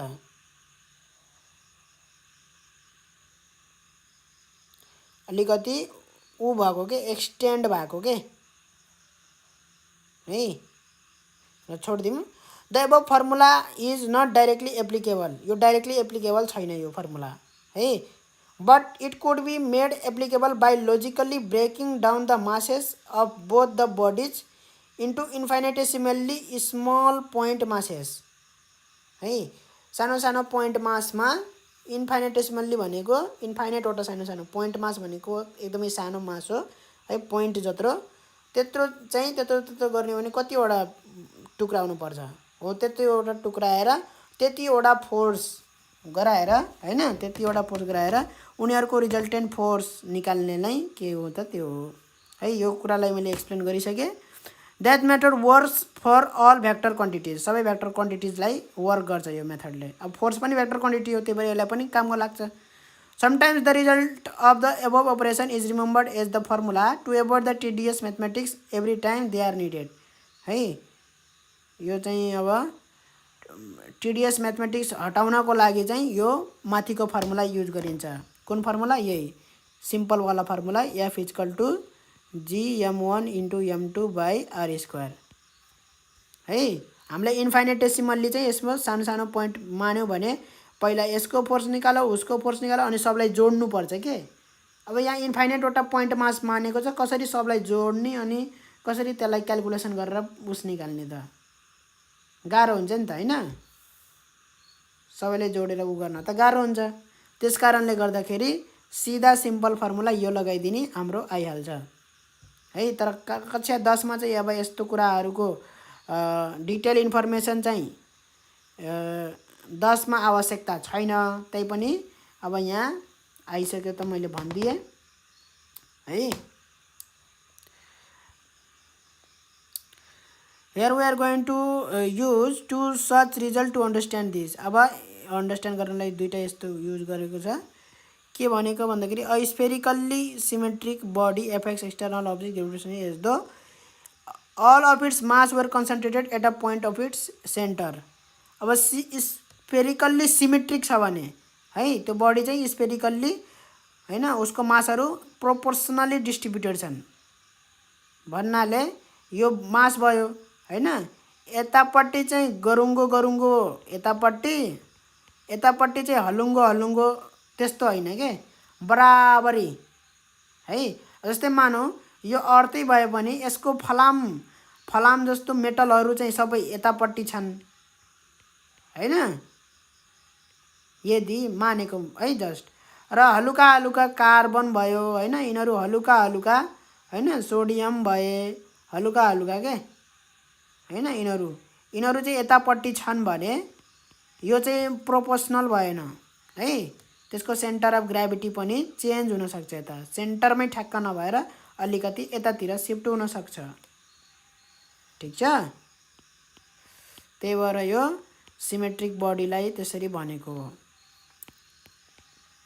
अब यदि चाहिँ if the body symmetrically spherically symmetric shell छ भने, सिमेट्रिक सेल भनेको भित्र खोक्रो भएको यस्तो खाले है, होलो बल हुन्छ नि भित्र खोक्रो भएको। No net gravitational force is exerted by the shell on any object inside. अब यहाँ भित्र कुनै मान्छे गयो भने उले है यो सेन्टरमै जानु पर्दैन, यही मात्रै भयो भने, भित्र खोक्रो छ है, त्यो खोक्रो ठाउँमा भयो भने त्यसलाई ग्रेभिटेसनल फोर्स लाग्दैन। जस्तै अब यति बाँकी रहेकोले पनि ग्रेभिटेसनल फोर्स त्यसलाई तान्दैन। जस्तै यो यहाँ पुग्यो भने अब यति भागको जुन ग्रेभिटेसनल फोर्स जुन हुनुपर्ने हो, यति भागमा त मासै छैन हैन, यति भागमा त मासै छैन, ठीक छ। त मास नभए पछाडि त्यसमा चाहिँ ग्रेभिटेसनल फोर्स लाग्दैन। यही त्यो कुन कन्सेप्टले दिन्छ भनेको थिएँ मैले, यही इन्फाइनेटेसिमल नम्बर अफ भेक्टर फोर्सेस लाई एडिसन गर्नेवाला कन्सेप्टले दिन्छ त्यो है। त्यो भनेको यदि चाहिँ त्यो यहाँ सेन्टरमै पुगिसक्यो भने है, यसलाई ग्रेभिटेसनल फोर्स यहाँको पोइन्ट मासले यसलाई यतातिर तान्छ, यहाँको पोइन्ट मासले यसलाई यतातिर तान्छ भनेपछि क्यान्सल आउट हुन्छ कि यो र यो। अब त्यस्तै अरू पनि पोइन्ट मास छन् यतापट्टि, जस्ट यसको अपोजिट पट्टि पनि छन् भनेपछि ठ्याक्क एकअर्काले अपोजिटलाई क्यान्सल आउट गर्छ हैन। अब यहाँ भएको पोइन्ट मासले यसलाई यतातिर तान्छ, यहाँ भएको पोइन्ट मासले उतातिर तान्छ भनेपछि दुईटै फोर्सले के गर्छ त एकअर्कालाई क्यान्सल आउट गर्छ। त्यसकारणले गर्दाखेरि सेन्टरमा त्यसले कुनै पनि फोर्स एक्सपिरियन्स गर्दैन, रिजल्टेन्ट फोर्स 0 हुन्छ, नेट फोर्स 0 हुन्छ है। त्यो कुरा गरेको यहाँ। र when we are on the surface of the earth the force exerted by the earth on you can be directly calculated using result 1. यो result 1 ले क्याल्कुलेट गर्न सकिन्छ. result 1 भनेको यही फोर्स सर्फेस अनि g mass of earth into mass of you radius of earth square भनेर ट्याक्क मिलाएर भनिदिएको छ हैन. तर when you are at the depth d down the earth surface the force exerted by earth on you can be seen as the vector sum of the forces. भनेको थिए नि मैले vector sum of the forces exerted by a combination of solid sphere of radius r inner is equal to r earth minus d है. यो वाला radius भनेको यो वाला रेडियस सानो वाला रेडियस इनर वाला and a cavity of inner radius R inner हैन. आउटर रेडियस चाहिँ आर अर्थ. यो वाला रेडियस चाहिँ आर अर्थ भयो के. ठुलो आर लेखिदिएँ मैले है. र सानो आर भनेको चाहिँ के भयो त सानो R equal to R minus D depth है. त्यो भइसके पछाडि अब the force exerted by the cavity on you can be directly formulated to 0. किन बाई युजिङ एबभ रिजल्ट 2 है. Next the force exerted by the inner solid sphere can be directly calculated using result 1 above. So the net force exerted by the earth on you at depth d is just the force exerted by the inner sphere है. यो inner स्फियरले exert गरेको force मात्रै. अब म त यहाँ छु डेप्थमा रातो पेनले गरिदिउँ. यो यहाँ ठ्याक्क यहाँनेरि छु म हैन. जहाँनेरि छु त्यहीबाट एउटा स्फियर गराइदिने यहाँ. अब त्यहीबाट यति स्पेयर गराइदिए पछाडि त्यति भागको मासले मात्रै के गर्छ त उसको वेटलाई डिटरमाइन गर्छ. त्यति भागले मात्रै उलाई ताने जस्तो हुन्छ. ठीक छ. त्यति भागले अब कति फोर्स आउँछ ग्रेभिटेसनल फोर्स हैन. त्यो नै के हुन्छ त उसमा लागेको रिजल्टेन्ट फोर्स हुन्छ के. ठीक छ. बाँकी फोर्सहरुले पनि तानिरहेछन्. बाँकी पोइन्ट मासहरुले पनि उलाई फोर्स लगाइरहेछन्. तर हाम्रो रिजल्टेन्ट के हुन्छ उसलाई के जस्तो लाग्छ कि मलाई यति स्फियर यति वाला भागको जुन स्फियर छ त्यो भागको स्फियरको यदि मैले चाहिँ ग्रेभिटेसनल फोर्स निकाले भने त्योसँग बराबर हुन जान्छ ठ्याक्कै है. त्यो भनेको f at the depth equal to यो g mass of inner into mass of you R earth minus D square हैन. अनि त्यस पछाडि यहाँ सर्फेस र उसको कम्पेयर गरेछ है. लेट्स कम्पेयर भनेर टु फोर्सेस भनेर के गरेछ त यहाँ डिभाइड गर्दैछ F depth by F surface हैन. यसलाई जुम गरौँ हैन. डिभाइड गरिदिएको छ. डिभाइड गर्दाखेरि यहाँ फर्मुलै निकालिदिन्छ अब यसरी है. अब m बाई आर स्क्वायरलाई चाहिँ उले चाहिँ यस्तो फर्मुलामा कन्भर्ट गर्यो. डेन्सिटी वाला फर्मुला. डेन्सिटी काटिन्छ नि त. सेम डेन्सिटी हो नि त सर्फेसको र इनरको हैन. इनरमा त क्याभिटी छैन.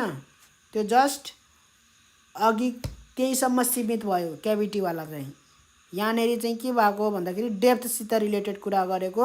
अहिले त्यो डेप्थमा पुग्दाखेरि यहाँ अहिले क्याभिटी छैन मास छ के यहाँ है. क्याभिटी भयो भने चाहिँ 0 हुन्छ भनेको हो.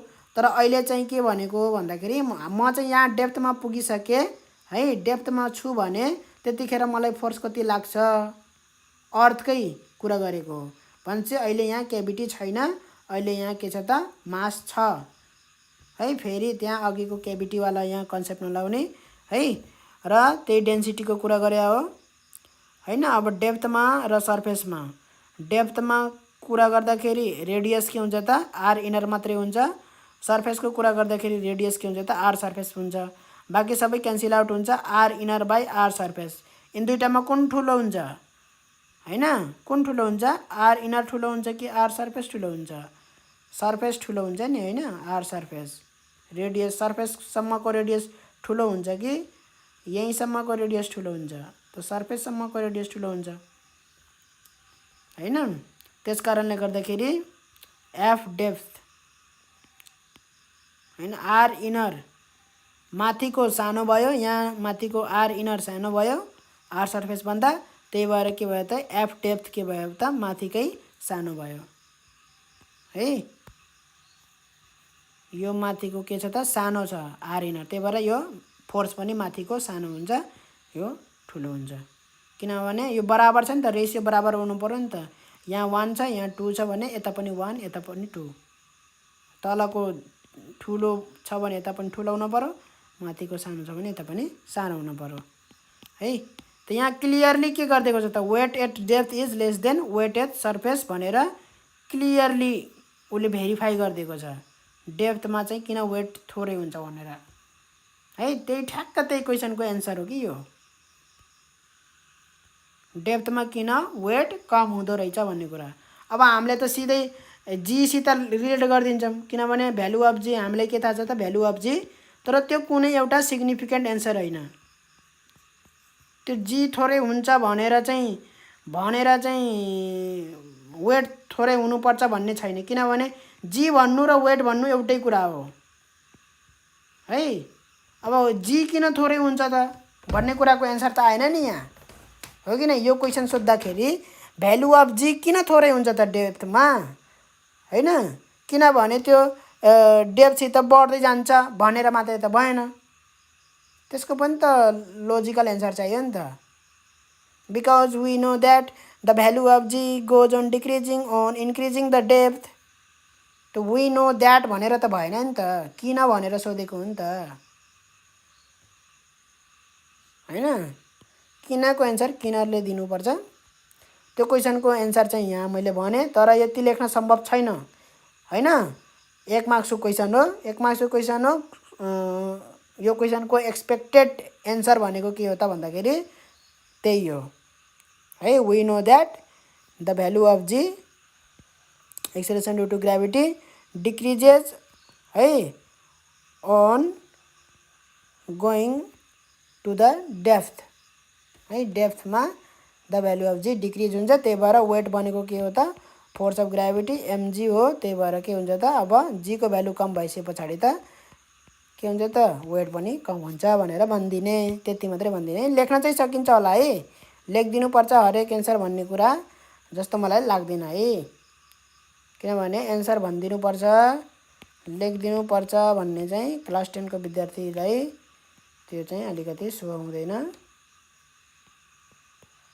त्यही भएर अब यहाँ फटाफट गर्ने हो, अरू क्वेसनमा हामी टाइम लाग्दैनौँ, यही क्वेसनमा एउटा टाइम लगाएको हो। In which condition does the value of gravitational force becomes equal to that of gravitational constant भनेको छ। यसको आन्सर मैले यहाँ लेखिदिएको छु, फटाफट हेरौँ त। यही हामीलाई के थाहा छ त फोर्स भनेको gm1 m2/d² हो भनेर है, यो थाहा छ। जब चाहिँ मास m1 1 kg हुन्छ, m2 चाहिँ 1 kg हुन्छ, d पनि के हुन्छ त 1 मिटर हुन्छ, तब के हुन्छ त g = f ठ्याक्क g आउँछ के, ठ्याक्क बराबर आउँछ। भने पछाडि के लेख्ने त when mass is when both the masses are m1 and m2 becomes 1 kg, मतलब they are 1 kg, becomes लेख्ने हैन है, becomes लेख्ने हैन।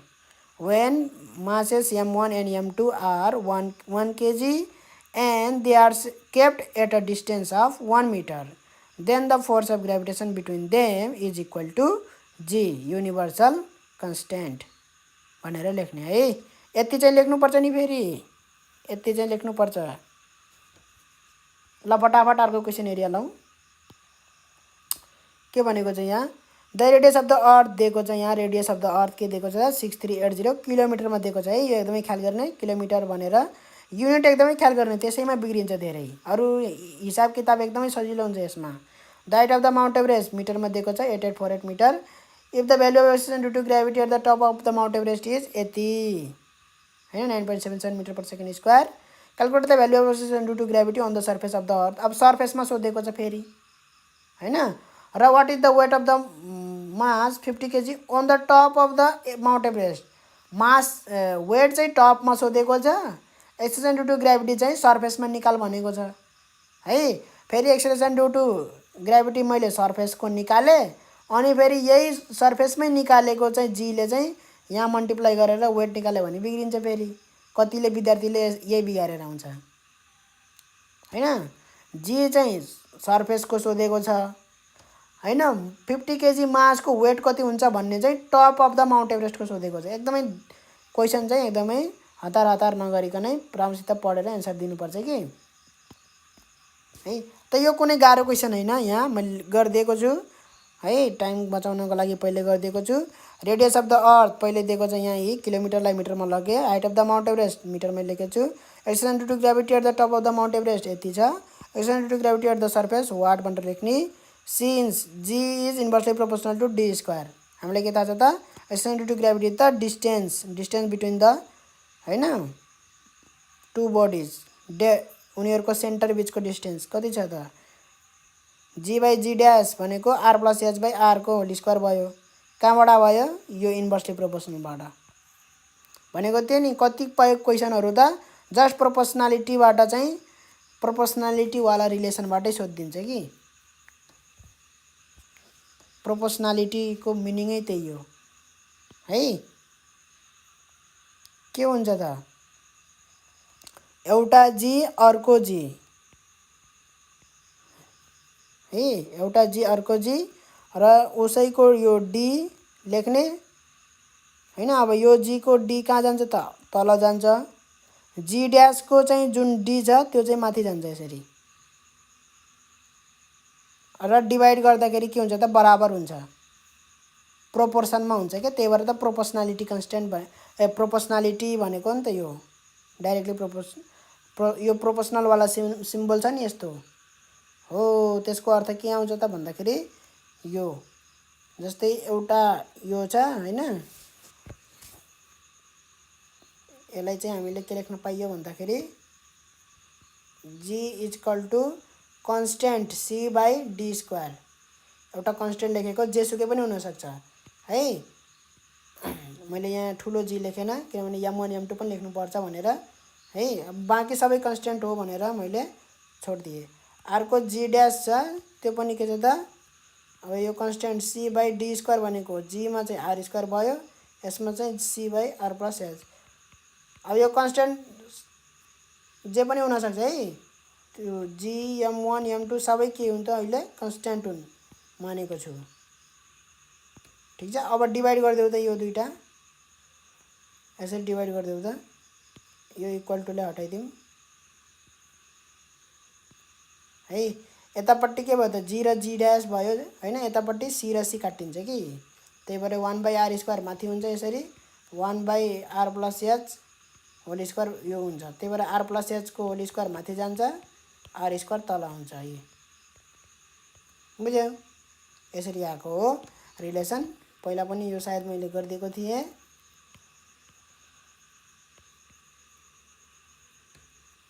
है। अब यति त गर्न सकिन्छ है। अब यो प्रोपोर्सनालिटीबाट यही। अनि टप अफ द माउन्ट एभरेस्टमा कुन लगाउने त जी ड्यास को भ्यालु लगाउने हो 9.77 है। अब यहाँ जी को भ्यालु छुट्टै आउँछ फेरि। ठिक छ है। अब यति न्युमेरिकल मिलाउन सकिएन भने पनि यतिवाला न्युमेरिकल त बनाउन सकिन्छ। जी ड्यास को भ्यालु अलरेडी दिएको छ, मास अलरेडी दिएको छ, एमजी ड्यास लगाइदियो भने आइहाल्छ है। तर अब अर्को क्वेसन हेरौँ। If a spring balance with the iron ball is released what reading does the spring balance record and why पनि भनेर सोधेको छ है। ल हेरौँ। स्प्रिङ ब्यालेन्सलाई हैन आइरन बल त्यसमा झुन्डाइएको छ। यो एक्सपेरिमेन्ट गरे कि गरेन? एक्सपेरिमेन्ट नगरे पनि एक्टिभिटी भनेर त पढेको हुनुपर्छ। एक्टिभिटी भनेर पढेन पढेको है। एक्सपेरिमेन्टै नगरे पनि एक्सपेरिमेन्ट त गर्नु पर्थ्यो है। But let's leave it. Spring हुन्छ, स्प्रिङमा एउटा सानो यत्रो हैन मेटालिक बल यसरी झुन्डाइएको हुन्छ। अब यिन दुईटालाई एकैचोटि खसाल्दियो भने स्प्रिङ पनि खसाल्दियो भने सँगसँगै हैन स्प्रिङ हैन यहाँ स्प्रिङ ब्यालेन्स हो है। स्प्रिङ ब्यालेन्स थाहा छ? स्प्रिङ ब्यालेन्स फोर्सलाई मेजर गर्छ है। त्यो डिभाइस हो। अब त्यो डिभाइस कस्तो उसमा काम गर्छ भन्दाखेरि यहाँ मैले लगाइदिन्छु। SPRING स्प्रिङ BALANC यस्तो किसिमको हुन्छ।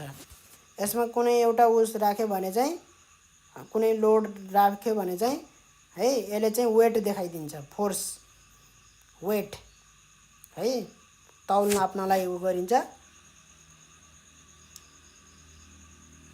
ठीक छ। अब यसमा कसरी हुन्छ भन्दाखेरि अब यो जति तन्किन्छ नि हो त्यति यहाँ रिडिङ आउँछ, यो त त्यति तल जान्छ। यो रातो यहाँ लेभल छ जुन है, यो रातो जुन लेभल छ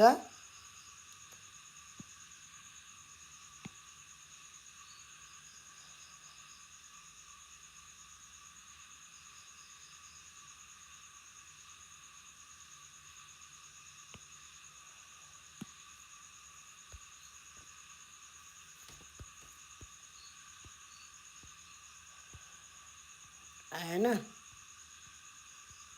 खेर छोडौ। यहाँनेरि जुन यो रातो एउटा इन्डिकेसन देखिरहेछौँ, अब यहाँ जति तन्किन्छ हैन भित्र, अब त्यही अनुसारले यो तल तल जान्छ के। ठीक छ, न्युटनमा पनि छ, त्यो उसमा छ जिएफमा हैन। भने पछाडि त्यो अलिकति पनि तन्किएन भने के भयो त, जिरो रिडिङ देखाउने रहेछ है। अलिकति पनि तन्किएन भने जिरो रिडिङ देखाउँछ, कुनै पनि वेट छैन जस्तो है। अब त्यो बब यहाँ फलामको एउटा ठुलो डल्लो यहाँ झुन्डाउन त झुन्डाको छ, तर दुवैलाई के गरिदियो त सँगै खसालिदियो भने रिडिङ के आउँछ त, जिरो आउँछ है। तन्किनको लागि के हुनुपर्छ त भन्दाखेरि यो स्प्रिङ ब्यालेन्सलाई यहाँबाट होल्ड गर्नुपर्छ, समात्नुपर्छ है। कुनै रब्बरलाई तन्काउनु पर्यो भने के गर्नुपर्छ त, रब्बर कहिले तन्काएछ, एउटा यत्रो रबर छ मानौ हैन, यत्रो यो रबरलाई स्ट्रेच गर्न पर्यो भने के गर्नुपर्छ, यताबाट पनि फोर्स लाउनुपर्छ, यताबाट पनि फोर्स लाउनुपर्छ है। एकतिर मात्रै छोपेर मैले यसरी ताने भने यो रबर तन्किन्छ त, तन्किँदैन। दुवैतिर, एकतिर कि त छोप्नु मात्रै पर्यो, यहाँ उतातिर जान नदिनु पर्यो, यताबाट मात्रै मैले फोर्स लगाइदिएँ भने, ल मानौ यता छोपेकै छैन, मैले ए वाला पोइन्टमा मैले छोपेकै छैन हैन, ए वाला पोइन्टमा मैले छोपेकै छैन, बी वाला पोइन्टमा चाहिँ मैले के गरिरहेको छु त फोर्स लगाएर तानिराखेको छु भने हैन, यो के हुन्छ त, यो पुरै रबर के हुन्छ त, नतन्किकनै के हुन्छ त यता सर्छ, मुभ गर्छ यता। ठीक छ।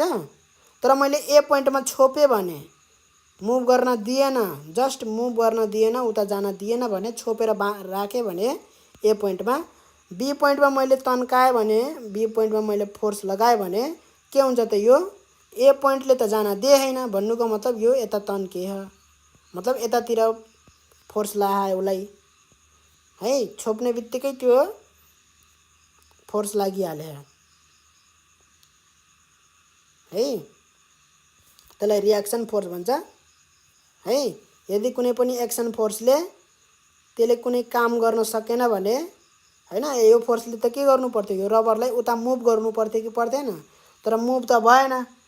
मुभ नभइसके पछाडि के बुझ्न पर्यो भन्दाखेरि, कुनै पनि बडी किन मुभ हुन्न भन्दाखेरि त्यसको अपोजिटमा पनि के लागिरहेछ त, बराबर फोर्स लागिरहेछ भन्ने कुरा बुझ्नुपर्छ।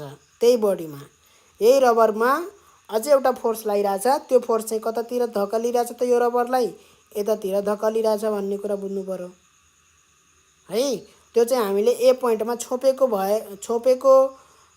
ले भइरहेछ, छोपेको कारणले भइरहेछ। ए पोइन्टमा छोपेको थियो हामीले हैन, ए पोइन्टमा त तानेको थिएन नि त, नतान्दा पनि छोप्दा मात्रै के भयो त, रिएक्सन फोर्स आयो, डेभलप भयो आफै। त्यो रबरलाई उता मुभ गर्न दिएन मतलबको मतलब कुनै एउटा फोर्स भयो यतातिर तान्यो भने मात्रै त यो रबर उता मुभ हुन्न हैन। त्यो बुझेर अनि त्यस पछाडि दुईटा फोर्स यसरी लागेको रहेछन् हैन। अनि बल्ल के हुन्छ त, रबर स्ट्रेच हुन्छ। रबर स्ट्रेच हुनको लागि यसरी दुईतिरै फोर्स लाग्नुपर्छ, नत्र रबर स्ट्रेच हुँदैन। त्यस्तै यहाँ स्प्रिङ ब्यालेन्समा पनि यो स्प्रिङ ब्यालेन्स थियो जुन हैन, यहाँ माथि यसरी नछोपिकनै, यहाँ मैले नछोपिकनै यदि हैन यहाँ तल जेसुकै झुन्डाइदिए पनि यो यसले त तान्छ यसरी, यो हैन, यो गरुङ्गो छ तान्छ हैन। त यहाँ मैले छोपे हैन भने यो के हुन्छ दुईटै खस्छ तल हैन दुईटै तल खस्छ दुईटै मुभ हुन्छ ठीक छ तर मैले यहाँ छोपे भने यो खस्न दिएन यसलाई भन्नुको मतलब के भयो अटोमेटिक यसमा चाहिँ मैले फोर्स लगाएन त्यो फोर्सले उलाई खस्न दिइरा छैन भन्नुको मतलब माथितिर तानिरा छ हैन अब यो दुईटा फोर्स भयो बन्ने बल्ल के हुन्छ त यहाँको स्प्रिङ स्ट्रेच हुन्छ तन्किन्छ तन्किदाखेरि बल्ल के हुन्छ त रिडिङ आउँछ त्यो पहिला अघि 0 मा थियो हैन अब तन्केर यहाँ तल गयो मार्किङ 1 मा गयो अथवा 2 मा गयो बल्ल रिडिङ 0 हुँदैन बुझ्यौ यो भनेको कुरा बुझिरा छौ है अब जति बुझ्न सकिन्छ त्यति बुझौं हैन बिस्तारै अब अझै पढ्न त बहुत बाँकी छ 11 कक्षामा त पुरै लेभलमै पढिन्छ 11 कक्षामा राम्रोसित अहिलेलाई अलिअलि कन्सेप्ट बसाल्दै राखौं है त्यही कुरालाई मैले यहाँ एक्सप्लेनेसन एन्सर सहित लेखिदिएको छु यहाँ है धेरै एक्सप्लेन गरेको छैन पातलो एन्सर म बनाइदिएको छु तर मैले बुझाउनु पर्ने कुरा मैले बुझाइसके है द स्प्रिङ ब्यालेन्स के हुँदैन त उ रेकर्ड्स रिडिङ 0 रिडिङ रेकर्ड गर्छ because both the spring balance and the iron ball are falling at the same rate अब दुईटै सँगसँगै खसिरहन् हैन त्यही भएर as a result the spring of the spring balance जुन स्प्रिङ छ भित्र स्प्रिङ ब्यालेन्स भित्र त्यो के हुँदैन त स्ट्रेच हुँदैन तन्किदैन नतन्केको कारणले गर्दाखेरि 0 रिडिङ आएको हो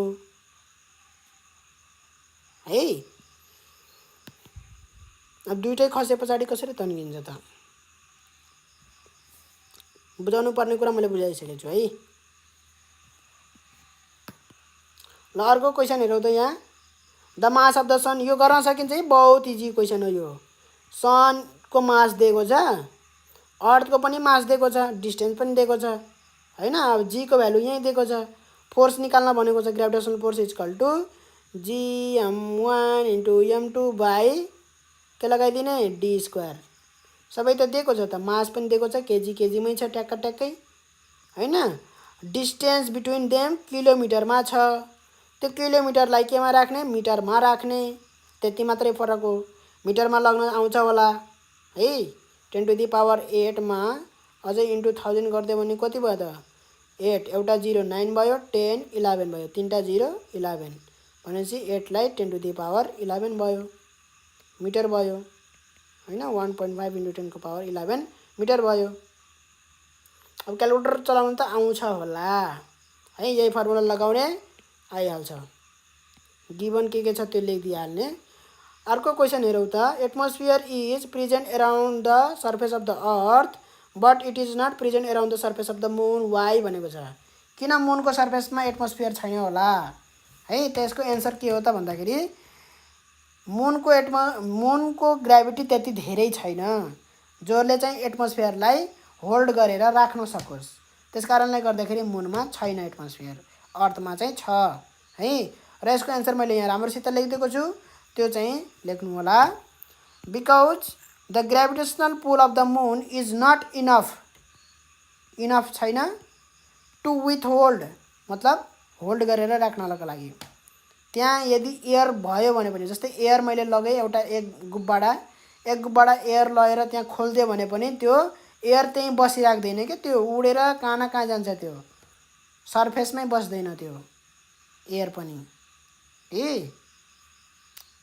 अब पहिल्यैदेखि हावा छैन त्यही भएर त्यहाँ हावा हुन सक्दैन भन्ने कुरा आउन सक्छ दिमागमा तर मैले चाहिँ एक सिलिन्डर ग्यास लगेर त्यहाँ गएर चाहिँ यसरी सर्फेसमा छर्न खोजे हैन त्यो ग्यास त्यहाँ एकछिन पनि टिक्दैन उडेर माथि उडेर आकाशमा बिलाउँछ आकाशमा जान्छ मतलब मुनको सर्फेस भन्दा टाढा जान्छ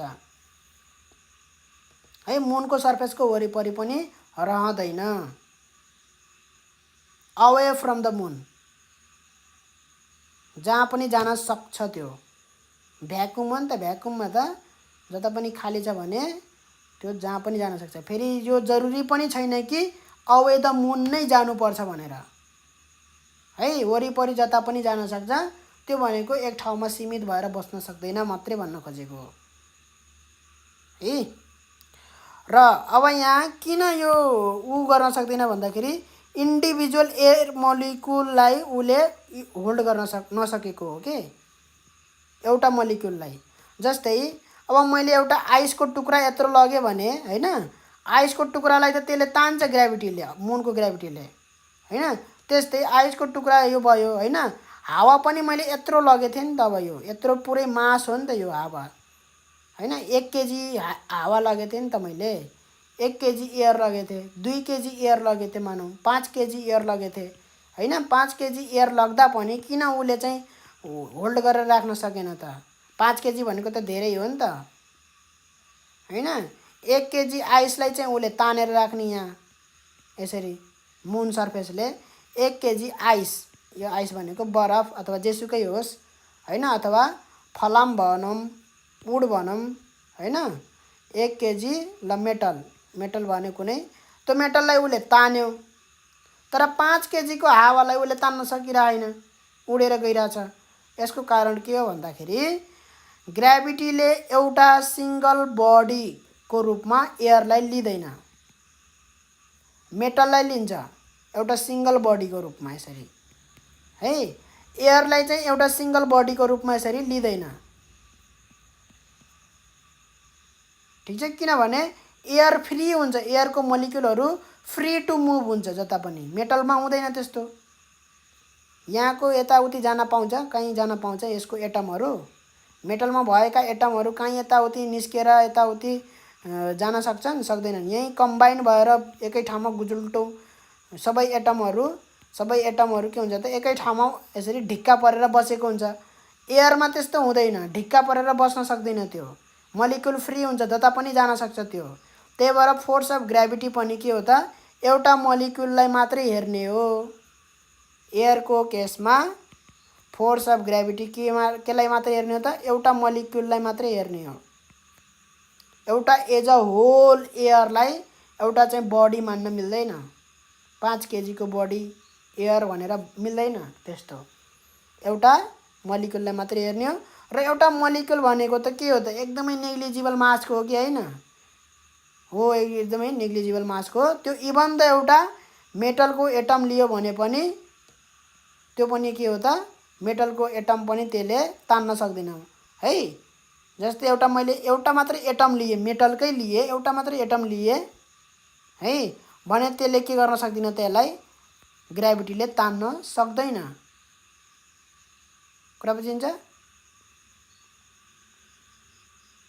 नेग्लिजिबल हुन्छ फोर्स है।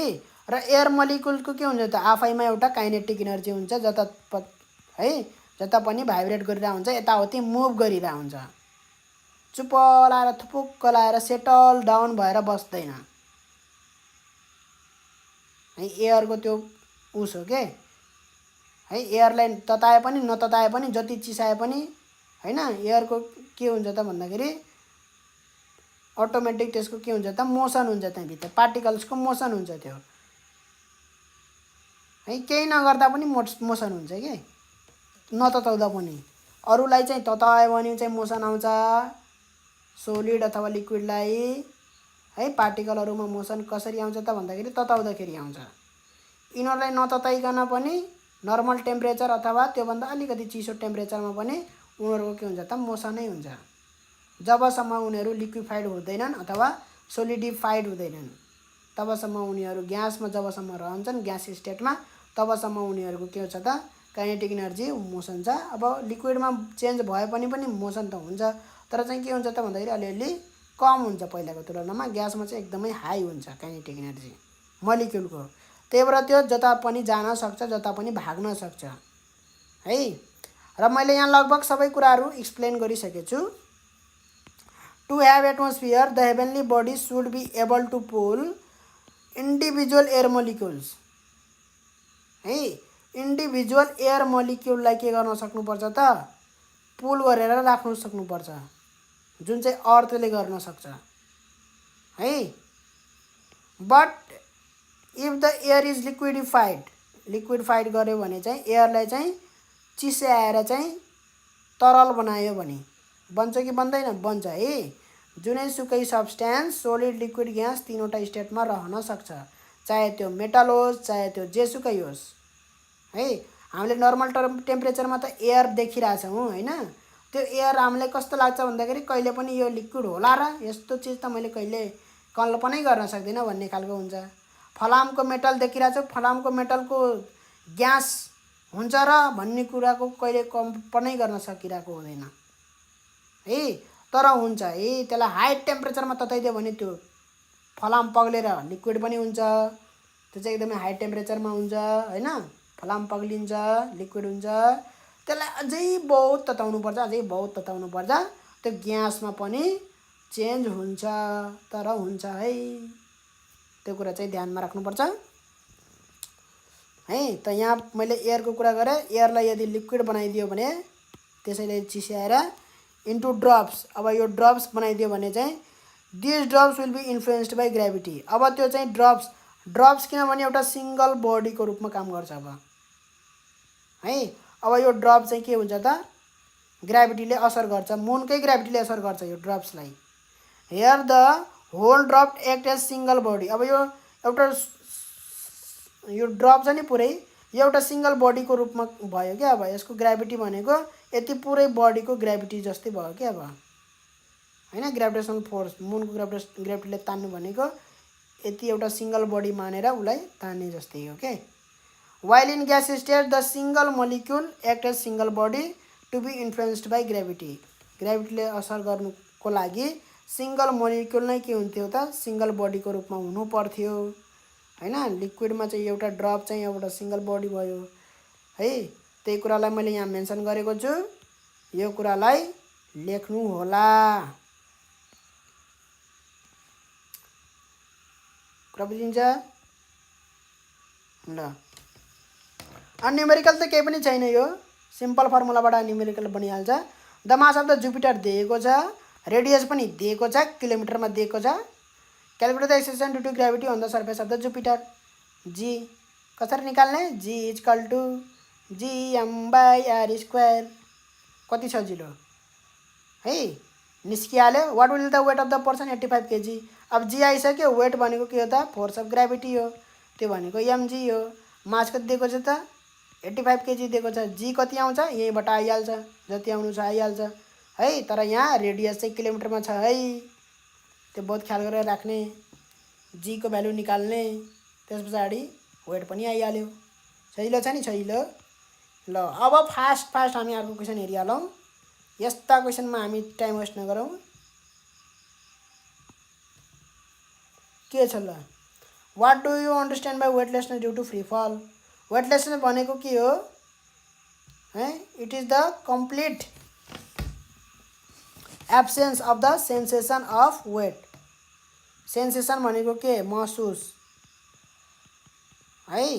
कम्प्लिट एब्सेन्स, अलिकति पनि वेट छ जस्तो मलाई महसुस भएको छैन, कम्प्लिट एब्सेन्स हुनु पर्यो। It is the state of complete absence of the sensation of gravity. Gravity नै महसुस नगरेको अवस्थालाई वेटलेसनेस भनिन्छ। अब ड्यू टु फ्री फल भनिरहेछ, ड्युरिङ फ्री फल भनेर लेखिदिने। ड्युरिङ फ्री फल, फ्री फलमा भएको बेलामा हैन, वेटलेसनेसलाई हामी वेटलेसनेस ड्यू टु फ्री फल भनिन्छ। कुरा बुझिन्छ ल। The mass of the earth is दिएको छ कति, 6 × 10⁻24 kg। रेडियस पनि दिएको छ यहाँ, किलोमिटरमा दिएको भए पनि।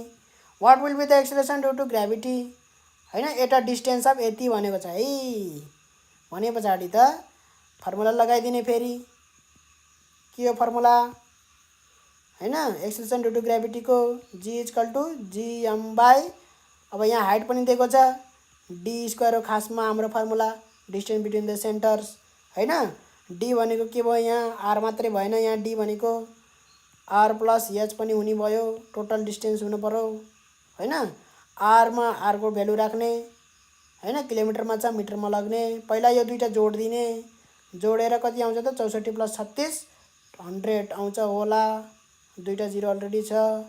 किलोमिटरलाई मिटरमा लग्ने, फेरि एउटा दुईटा तीनटा जिरो हटायो, स्क्वायर गरिदिने। स्क्वायर गर्ने बित्तिकैको जतिवटा जिरो छ डबल हुन्छ, 1 2 3 4 5 6 7 7 दूना 14 10⁻14 है। यो न्युमेरिकल त गर्न सकिन्छ होला है। यो म यसमा टाइम वेस्ट गरिन। गर्न सक्ने कुराहरू गरौँ, गर्न नसक्ने कुराहरू म भनिदिन्छु। इन द फिगर, पहिला फिगरमा हेर्ने है। के भनेको छ 45 केजी 45 केजी भनेको छ ए र बी छ, 50 मिटर अबभ छ, यही दिएको छ है। यसको जी, यो यसको जी भन्नुको मतलब यो चाहिँ के हो त मुन हो, यो चाहिँ के हो त बी वाला चाहिँ अर्थ हो है। टु आइडेन्टिकल मेटल बल्स, ए भनेको मेटल बल हो, बी भनेको पनि मेटल बल हो। अर्थ भनेको यहाँ छ हैन, सर्फेस यहाँनिर तलनिर रहेछन् के सर्फेस त यहाँनिर, ठिक छ। Having equal masses are being drop towards the surface of the moon and the earth हैन। अब answer the following question. If both the metal balls are release simultaneously which one does the strike the ground faster, so with calculation भनेको छ है। Calculation गर्न सकिएला, सकिन र numerical गरे जस्तै त हो नि हैन। एउटै हाइटबाट उनीहरूलाई ड्रप गराइएको छ, हाइट दिएको छैन, दिएको छ 50 मिटर हैन। एक्सेलरेसन ड्यु टु ग्राभिटी पनि दिएको छ, जी को भ्यालु निकाल्न सकिएला है। टाइम अफ फ्लाइट यसरी निकाल्ने हो फर्मुलाले है। यदि मानौ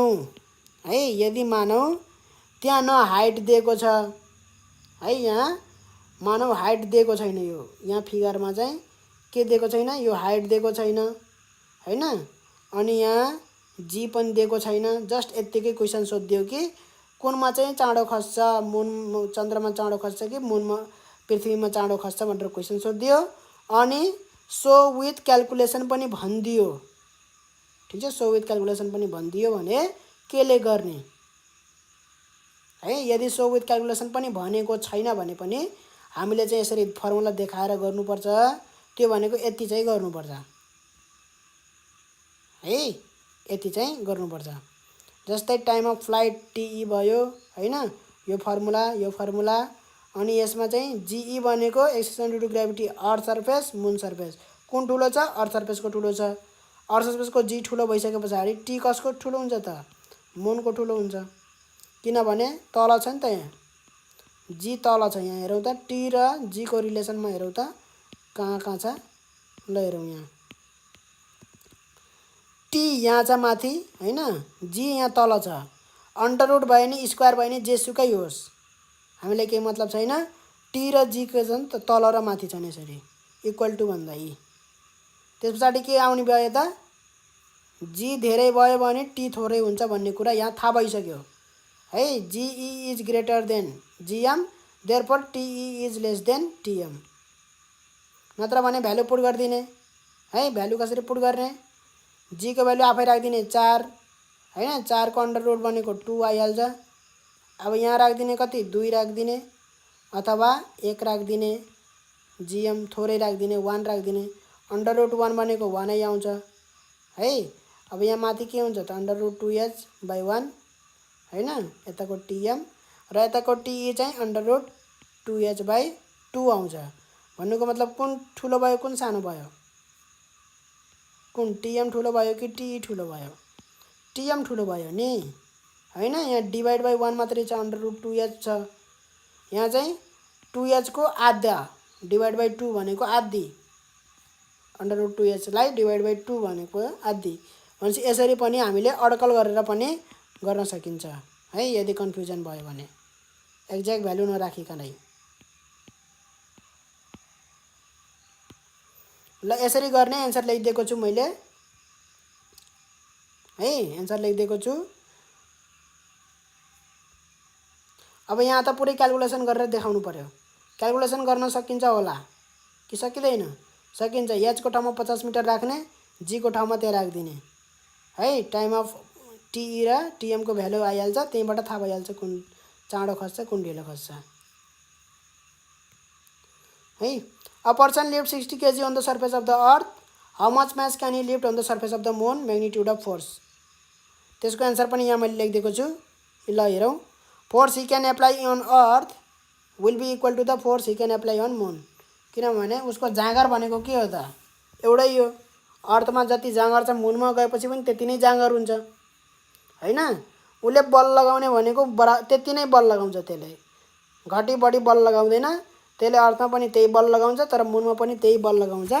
तर अर्थमा त्यही बल लगाएर कति मास उठाउन सकिन्छ, मुनमा त्यही बल लगाएर कति मास उठाउन सकिन्छ त? त्यो भनेको mg हैन। बल लगाएर उठाउने भनेको, फोर्स लगाएर उठाउने भनेको केलाई उठाउने त? mg लाई उठाउने हो। mg बराबरको फोर्स दिने हो उठाउनको लागि हैन। mg बराबरको फोर्स दिने हो भने अर्थमा के हुन्छ त? m इन्टु g अफ अर्थ हुन्छ। मुनमा के हुन्छ त? m इन्टु g अफ मुन हैन।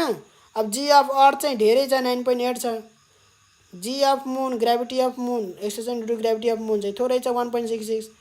त्यो कारणले गर्दाखेरि यहाँ मास 60 हुँदाखेरि m2 कति हुनुपर्छ त? m2 equal to 60 into 9.8 by 1.6। त्यो भनेको 354 केजी गर्न सकिन्छ।